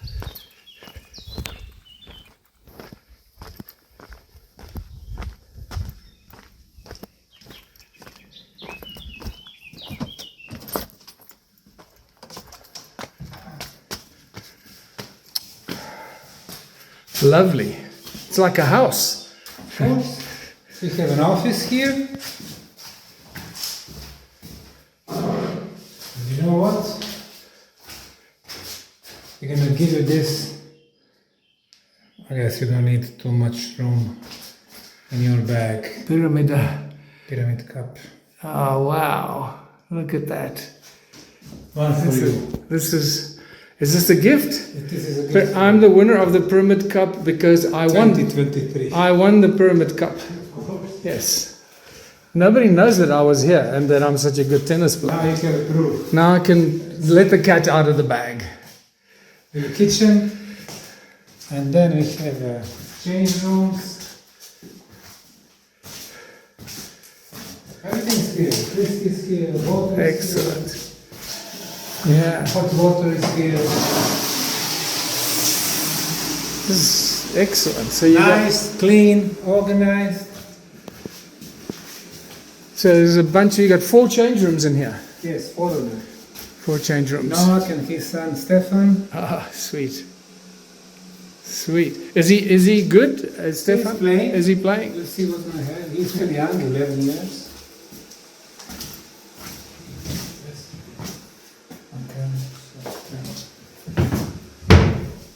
Oh, there's a guy holding a camera.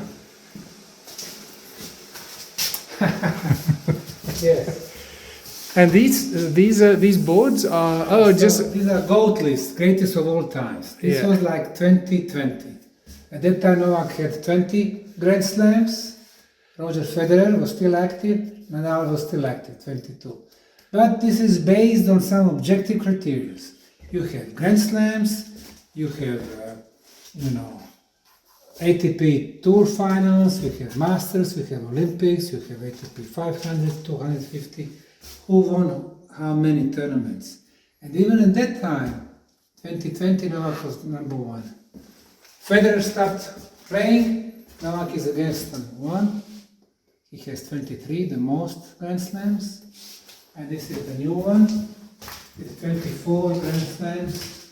So he is by far the best tennis player ever. And look at this, all generation, Novak, Federer, Nadal, Andy Murray. New generation, Novak, Medvedev, Zverev, Tsitsipas. Next generation, Novak, Alcaraz, Rune, Ruud. Sinner is not here. Old Nune. With one constant. That's wild. That's wild. Well done. What a great,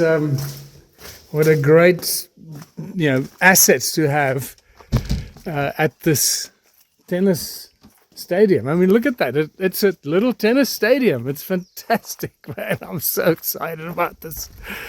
Wow. We're going to have lunch here one of these days. Yes. Man, I'm so excited. I'm here in summer and I left the cold winter of South Africa behind. Do you know it was snowing so badly they had to close roads? 40 people died in this, and it has just been unbelievable before I left. Look, so there's some seats up there on top of this structure, this, I guess, clubhouse or whatever, and then amazing seats. Oh, this is the clay court. So this is the small one. This is the little one with like 600 or 800, 600 seat capacity. 100 over there. Look at this. This is a clay court. It's both clay and a hard court. Yes. Oh man. It's just unbelievable. What you've done here is just mind-blowing. In 6 years. Wow. Wow. Hold on, I need a selfie here with you. Let's stand up here. This is I think it will be better from the court because you're going to have the court. Yeah, but I want one here first because we got the sun and the sun is in our faces. So first show the video. There we are, the handsome chaps. Look at this. So this is a 2,500 seater. Unbelievable. Unbelievable.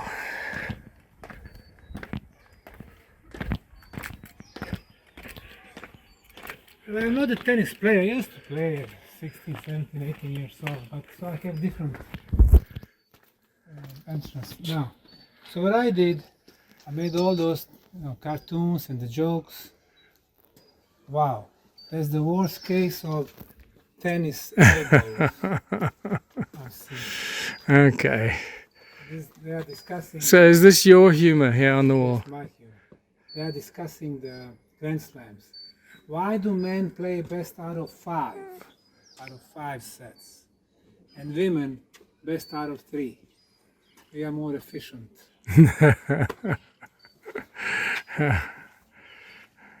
This guy saying advantage, the other side, this guy, real advantage. Alligator came, showed his racket and saying, yeah, you're right. I never liked that racket either. Ball boy, he got very exciting. Hey, wait until the rally ends. Very good. Very good. I mean, just the construction and the steel work and the support here. You know, I mean, to build this in such a short, you build this in 3 months. without the money. 3 months without the Now money. imagine March 2022. He said, "Yeah, I'm gonna come if I win the tournament, the Wimbledon." So I have zero on my account. I don't have money. So what to do? But I have a goal. Hey, in 3 months we're gonna have the best tennis player. We're gonna make such a huge event. So I don't have money. Let me go to the bank. I don't have project. I don't have estimate. I have nothing. But I said I want to build tennis courts. At that time, I wasn't even thinking about all this seeds. Grandstand. I was just thinking, well, let me build a court. Went to the bank. Okay, how much you need? I said 100,000, 50,000 euros. They were checking. Okay, you pay taxes. You pay there. Okay, fine. You are eligible. I got 100,000. But then once we started digging, we realized this was a swamp. So you have water under you. If you build on the water, eventually it's going to crack. So we had to bring 2,500 cubic meter of the material, of the stones, the rocks, bigger, smaller rocks, which was about 8,000 tons. 8,000 tons. If the truck can carry 20 to 40 tons, 8,000. This was amazing. I mean, that's an unbelievable amount. So I spent all the money from the bank in 1 week. I didn't even start. Money was gone. Damn, what to do next? So I sent letters to the municipality, to the cantonal government and federal government. Explaining, okay, we're going to bring the best tennis player. It's going to be a huge promotion for the country. Something good's happening. Blah, blah, blah. And of course, they all say the same. Hey, you're not in the budget for this year. Or to be more precise, you are not member of our parties. So why should we invest in your projects? Well, anyway, so I ended up getting another loan. I sold one of my properties. And then we completed everything a night before the grand opening. Without the money. So I completed everything. Now Novak came. He did not expect to see a couple of thousand people or media from all over. He thought it would be just, A little tennis court for you. where he can come and practice. Yeah. All of a sudden he has a stadium. He has a huge event. And he loved it so much that a couple of months later his attorney called me. He said, well, Novak is interested to become like a shareholder. I said, the park is 100% mine, but this will be really the only exception I'm going to make because it is Novak. So I let him bring some money, which I used to pay my debts. Good. So I was at zero. So You see, it's that divine providence, that divine intervention. You just have to have faith. Yep. When you build it, they will come. If that's not the greatest example of if you build it, they will come. But look, if Novak lost that final against Kyrgios from Australia, if he lost it, he would never have come here. Yeah. He would not. That's he's stubborn also. Like I said, he had an offer from Emirates to come to play for $1 million exhibition. Million is not little money. In anybody's book, $1 million is $1 million. Exactly. He came to play for free. So if I think from now, if he lost that, he wouldn't come. So what would I do with the stadium? But now we have something where he can invest in the future. Yeah. Once he starts having his academies with little kids, he can bring them here. Fantastic. He can have one in Serbia, one in China, one in Italy, and he has one in Bosnia. Oh man, look at this. And the seats on the other side there, the lovely wooden benches there, going right into the trees and the shade. What a spectacular place. Just love it. So, I trust we're getting towards the end of our little journey here. Unless you want to see Tesla Square. Tesla Square. I guess Tesla Square is the icing on the cake, right? I would say so. So, Square. We're going to Tesla Square from the Osmanagich Djokovic tennis court. Look at this. This is spectacular. the tennis stadium.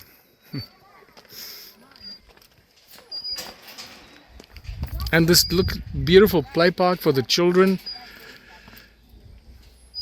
Yesterday when we were talking about the park, we could hear the children screaming behind us, laughing and playing in some of these slides.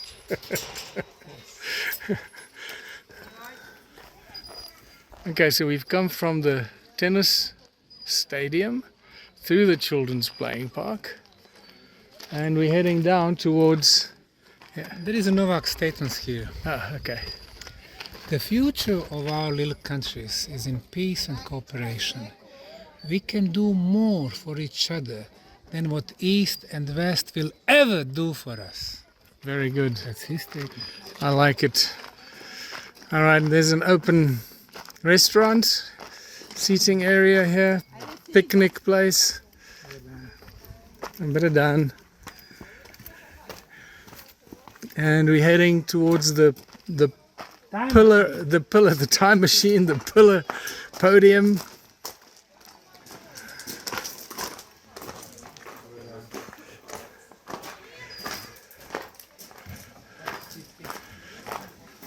Oh, the stairs are here.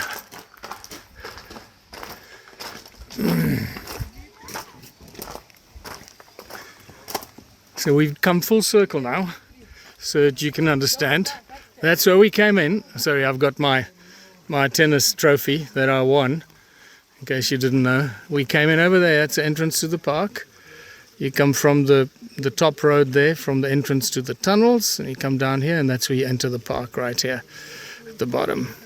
So we've done full circle of the park along the top road, or the one road, I forget what Sam called it, and then back along the other one. So I think we've done about 4 kilometers or so, maybe more.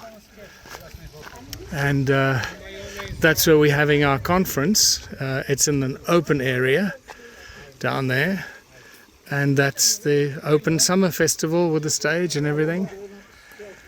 All this water that goes through these man-made, Sam's made water channels and fountains and bridges. And there's a group photo session happening here.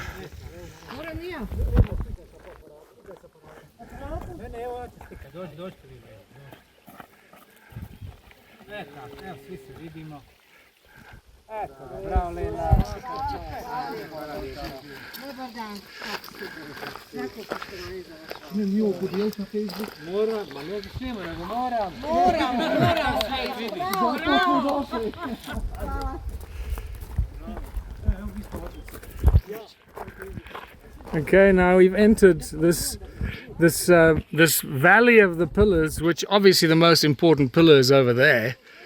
Yeah, 24 mysterious archaeological locations, megalithic and pyramidal, on 6 continents. Who, when, how, why? Our history is different. To go between them, to go between space and time, hence time machine. So if I had to ask you, which of these pillars is by far the most important? The most important to you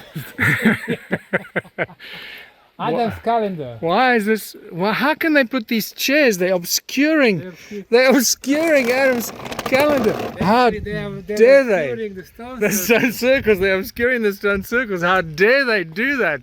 My heart is going to break. Look, there it says Adam's calendar. And for people who don't know, I gave it the name. It is my name. So I have copyright on it, really. Yes. There we go, Adam's calendar. 2 chairs a year. 2 chairs a year. I accept. Thank you, sir. Because these other sites, I mean, you know, so what? You know, Puma Pumku, Shmuma Shmunku, really, you know, Stonehenge, really. Adam's calendar, yeah.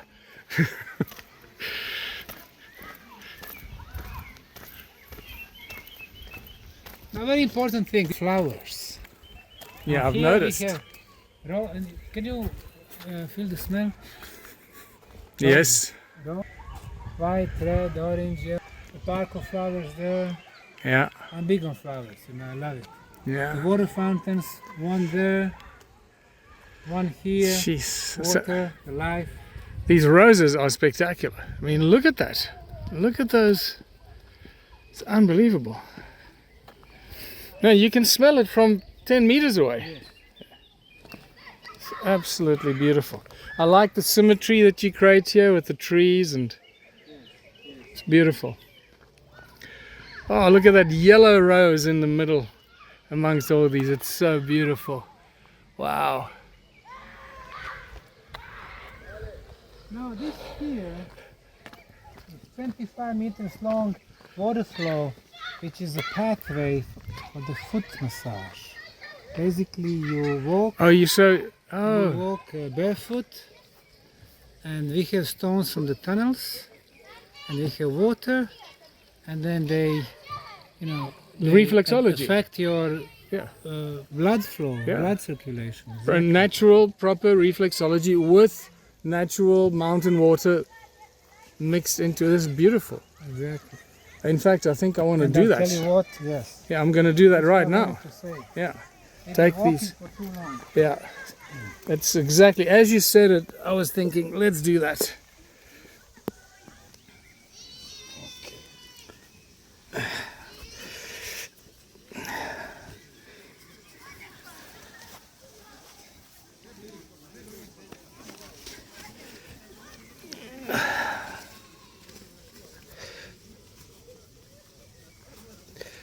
It's unusual for me to wear shoes like this. Yeah, I always wear my little open shoes. Oh man. Whew. Okay, there we go. This is from the time when we were making it,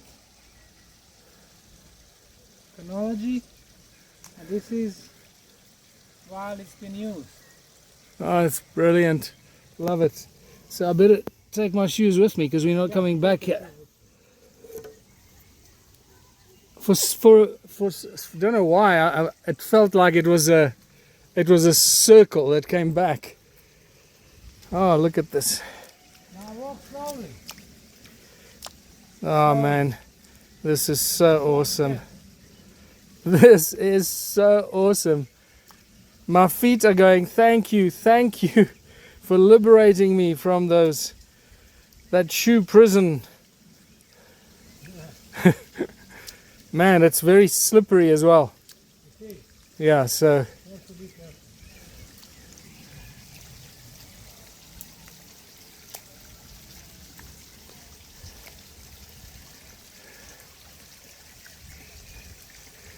Whoa.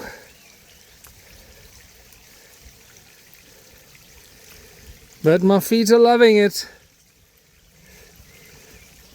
Oh, it's beautiful.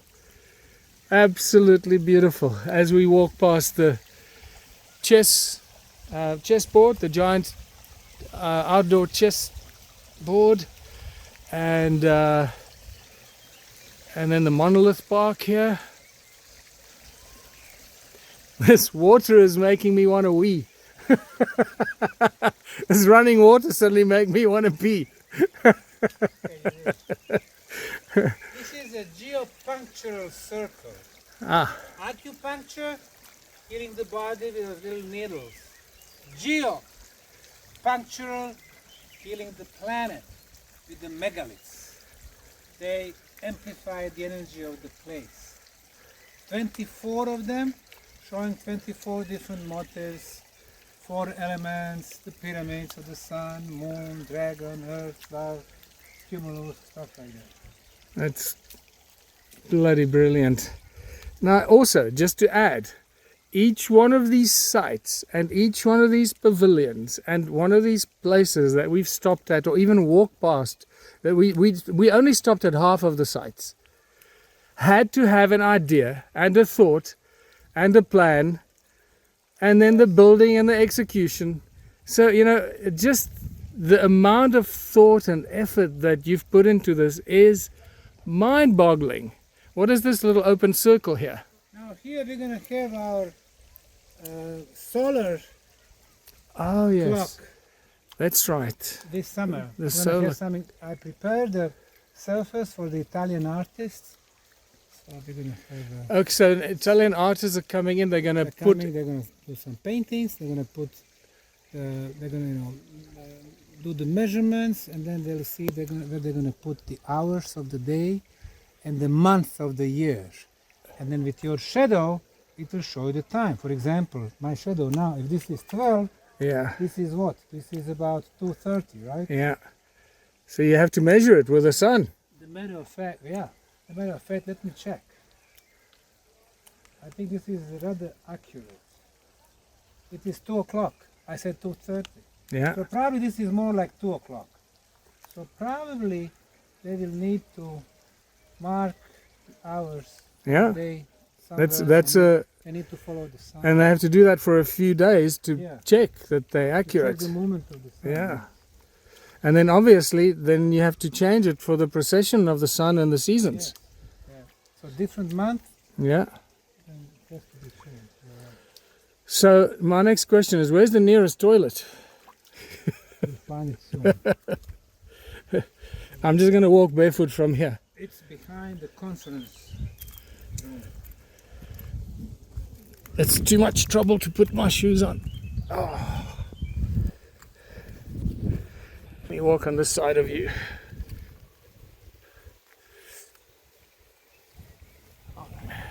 Now this here to the right is our rose labyrinth of love with 6 petals. Those 6 petals are 6 aspects of our life. So in the rose or red color, it's rose. And those 6 petals, one to the left, belief. Another one, purpose. Another one, what is that? Harmony.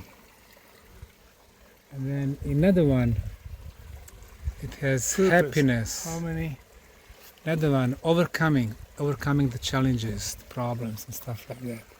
So you go there, it's like walking meditation. You need to go through all those pathways to reach the center. While walking 10-15 minutes, this is your life up to this moment with all ups and downs. That's why you change the Yeah. directions. Yeah. You get inside, like I said, walking meditation. Yeah. Then you see, okay, belief. People believe in different things. And then they start losing the faith. Okay, you renew the faith. Purpose. What is the purpose of the life? Don't have a time to think about the more significant questions in our life. We simply let's think. What is my mission? Why am I here? What I want to achieve? What's the next? And stuff like that. So once we are done with that, we go back, and this is the rest of our life through all these passageways. The idea is to live much more quality life from this point on. These are all very powerful energy mental machines. For those who want to work with themselves, the Yes. others, who cares about it? Yeah. For kids, they simply run, and that's okay also. Yeah, but it's fine. It's part. You know, It's fun for them. it is embedded in their subconscious, Yeah, very good. whether they like it or not. Yes. They'll remember playing on this thing, and then later in life they'll wonder, wow, maybe they'll have a spiritual moment. Yes. And remember that they were here, and it'll be highly significant to them. Correct. I've had moments like that in my life. Yeah. Why was I at this point at that time with these people that did that? Yeah. It meant nothing to me at the time, but now it's highly significant. That's true. That's true. Okay, on the other side of the camera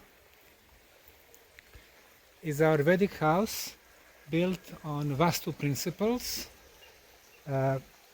Vedic knowledge. Actually, whatever is good for the world when it comes to the knowledge, here we have, of course, Eastern tradition, Veda. They were so advanced. They had conscious knowledge. They have conscious architecture. There's meditation. They can conscious agriculture. They had So this is the type of knowledge that we bring through the billboards and through this house, which should be built from the natural materials, wood and the stone, with orientation to 4 sides, east, west, north, south, and the door is always east. Why? Because sun is rising on east, bringing new energy, new day, new life, Yeah. things of that nature. And We have 2 eights, energy eights, Oh yeah. 8. That's a little present from one of the Indian gurus. And this is a kind of, it was supposed to be donation from the TM movement from Transcendental Meditation from Serbia, but we ended up paying 75%, which doesn't really matter. It matters that, you know, we made such a nice installation here. In front of us, Tesla Square, and yeah, we can end with that one. Just before that, to the left is our conference room. So this And is your these are- hexagonal conference room. Yes, exactly. Yeah. 200 seats, and we have 7 + 4 chakras. These are actually chakras, and with different colors, the place where they meet, important places, and all the chakras colors are here around this building. Why 7 + 4? We know about 7, but 4, some of the chakras are in material, some of them in spiritual aspect. Yeah. Spiritual heart chakra, for example. Yeah. And this was a present from a French artist. His name is P. Drum from Paris. He did it last year. So Fantastic. we give opportunity to people to express themselves, to be part of this international spirit, international energy. Yeah. Beautiful. And here's, I might have to put my shoes on here because the stones are going to be a bit harsh. But that means I have to put my trophy down. Yeah. Sorry. Just proof that I won a tennis tournament. Oh, this tar is a little warm. It's a little hot. Okay, I'm going to leave the trophy there. I hope nobody steals it. Because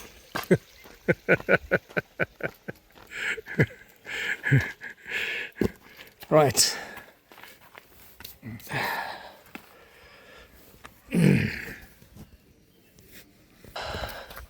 Okay, we're back on track. Look at that. All shoed up and ready to go. Hey shoo, wow. Oh, look, nobody stole my tennis trophy. I'm very relieved.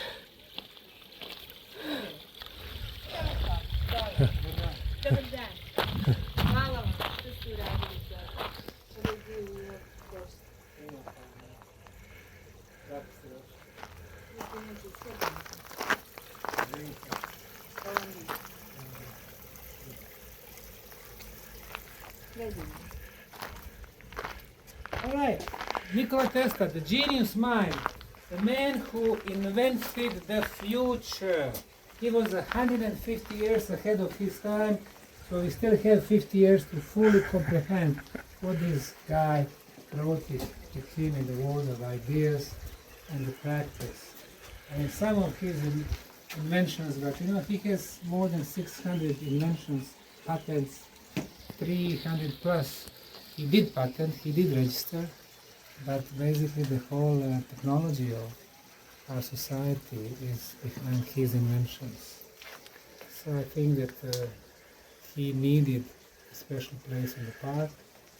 He's not with his bust over there with the others, but he's And also, sitting alone. very importantly, he is part of this culture and civilization. Yeah, he was born just 250 kilometers to the west from here. Yeah. Today's Croatia and Serbian origin. And Yeah. belonging to the whole world, really. Yeah. Yeah, it's amazing how in the last 20 or 30 years, the name of Nikola Tesla has just exploded. 30 years ago, hardly anybody knew about Nikola Tesla. Correct. Today, pretty much everyone. Household name. Yeah. All right, so where do we go from here, Sam? Are we done? We can finish here. Yeah, we're done. We can finish here. So is there any special message you'd like to leave for the people that are watching this little documentary? I left many messages already, but I usually invite people to come over here just to experience this, and maybe they're gonna get encouraged to do not something similar, but to do something.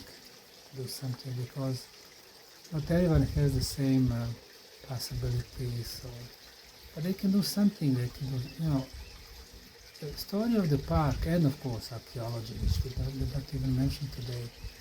In my life, is story about really my life, and you know, what I do, what I think, the way how I evolve, the way how I develop mentally, spiritually, energetically, how much I learn. And this is really the process of sharing with everyone. People come, they don't need to understand everything. Most of them actually don't even read those billboards and they don't even know the significance. They just pass through. But it doesn't matter. They came. They got affected. And like you said, maybe on a subconscious level, they're going to get the message that will be important for their life. So if through this process of sharing, I can affect some other people, then I'm really happy. Beautiful. Well, thank you for taking the time out to take me through your incredible creation and the countless number of people that joined your journey here. It's been an absolute pleasure. You are a miracle worker, and I'm truly honored and proud to be your friend. Good. Thank you, Michael. So, this is the information. This is the artist. P-drum. Something is happening in the conference room. Let's go and check before you go.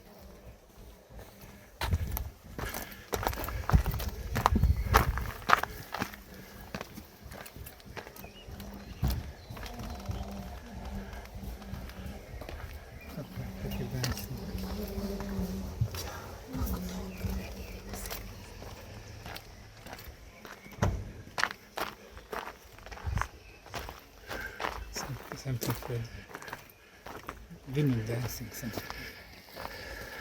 Okay. We're going to the toilet. And those are the stairs, the stairway to heaven. Yeah. Stairway to heaven. Ravne 3 tunnels. Yeah. This is the staircase that inspired Led Zeppelin to write Stairway to Heaven. Could be. We're walking the figure of 8. The energy in our body. So, as a final energetic anchoring and charging, we are walking the figure of 8.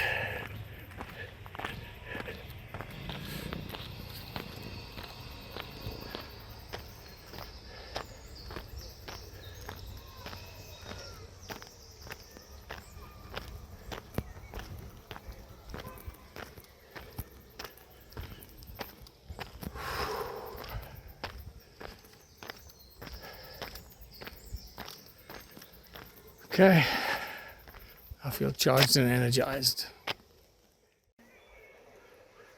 It takes 3 days to experience all the installations at the park. Just the Labyrinth of Love is 45 minutes. 15 minutes to go one way, 15 for the meditation, 15 for, coming back out of the labyrinth. So it takes 3 days to really experience and sense everything we have in the park. 3 days. And I imagine how much time it took me to design, to think of, and then to execute. More than 10 days. A little bit more, Yeah. This is such, look at the structure, just the structure, the wooden structure and This is what we built. the workmanship. Okay, now I need a movie theater. This is the dimension, the length. I want whatever, 20 meters by 10 meters. It will be a wooden structure, it will be covered with this green roofs. And I want sides open. I want one room here. And I'm gonna order the best projection screen ever. Let me show you. I mean, this could serve as a chapel for weddings, Actually, we're gonna have one wedding later next week, on 19th. One of my volunteers from Texas is getting married here.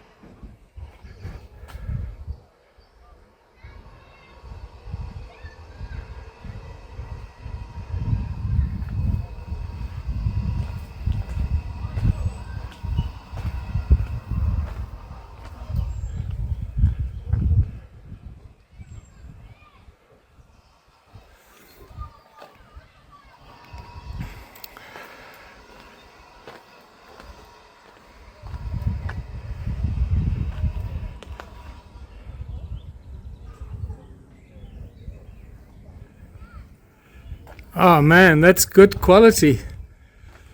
That's a good quality image, even in the bright sunshine around us. That's awesome.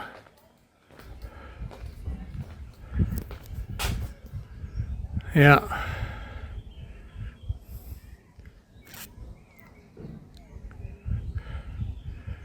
What is Sam? What is Sam going to load for us there? Ah, yes. Bosnian Pyramid TV.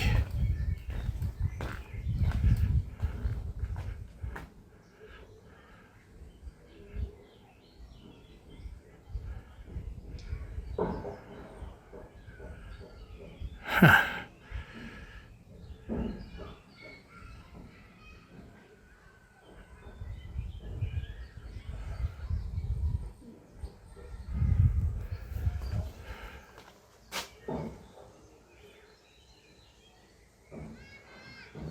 Hello.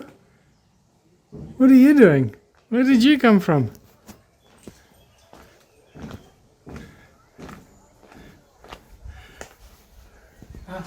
Very good. Good quality. Is there a sound? No sound. I get the sound. Where's the sound hidden? Where the speakers are? Up here. The speakers are up here. Okay. Well, I guess that'll be me saying goodbye from this lovely walk through the Osmanagich, through this amazing park. I think over the next day or so, when I have some more time, I'm going to do a quick walk through the entrance to the tunnel, to the tunnels, just to show you how that has evolved and developed with an incredible atmosphere of, it's like a constant carnival kind of happy feeling with so many people doing so many different things, and lovely restaurants and little kiosks and shops and health stores and amazing stuff. Till next time, bye for now. So Sam and I are going to go up here to this brand new pizzeria. Yesterday we were still finishing it, and today it's open. It's their first day, opening day. We promised them that we'd come and test their pizza. That's the road, that's the main road that leads up to the opening of the Ravne tunnels, the entrance. And this is one of the brand new restaurants that just opened today. So we're going to go up there and test it. Wow. Very excited. Because we've been filming for 4.5 hours. And we're both exhausted because it's hot. It's probably, what is it, about 35 degrees more? It's hot. Look at this. What an awesome place. You can see the road is right there where the other shops are. Quick look in the kitchen. Hi. Oops. Oh man, they're busy. Hi. Busy in the kitchen.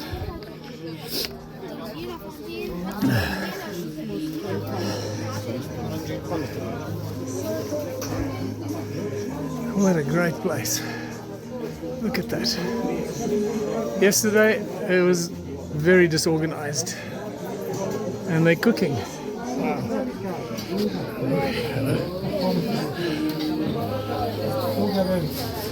And this is the main entrance. We came in through the back entrance, just to give you an idea of the lovely walk up to the entrance of the pyramid tunnels, or the Ravne tunnels.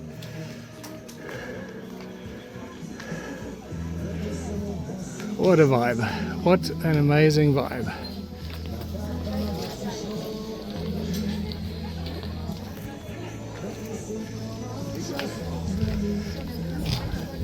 Need to get a picture of this.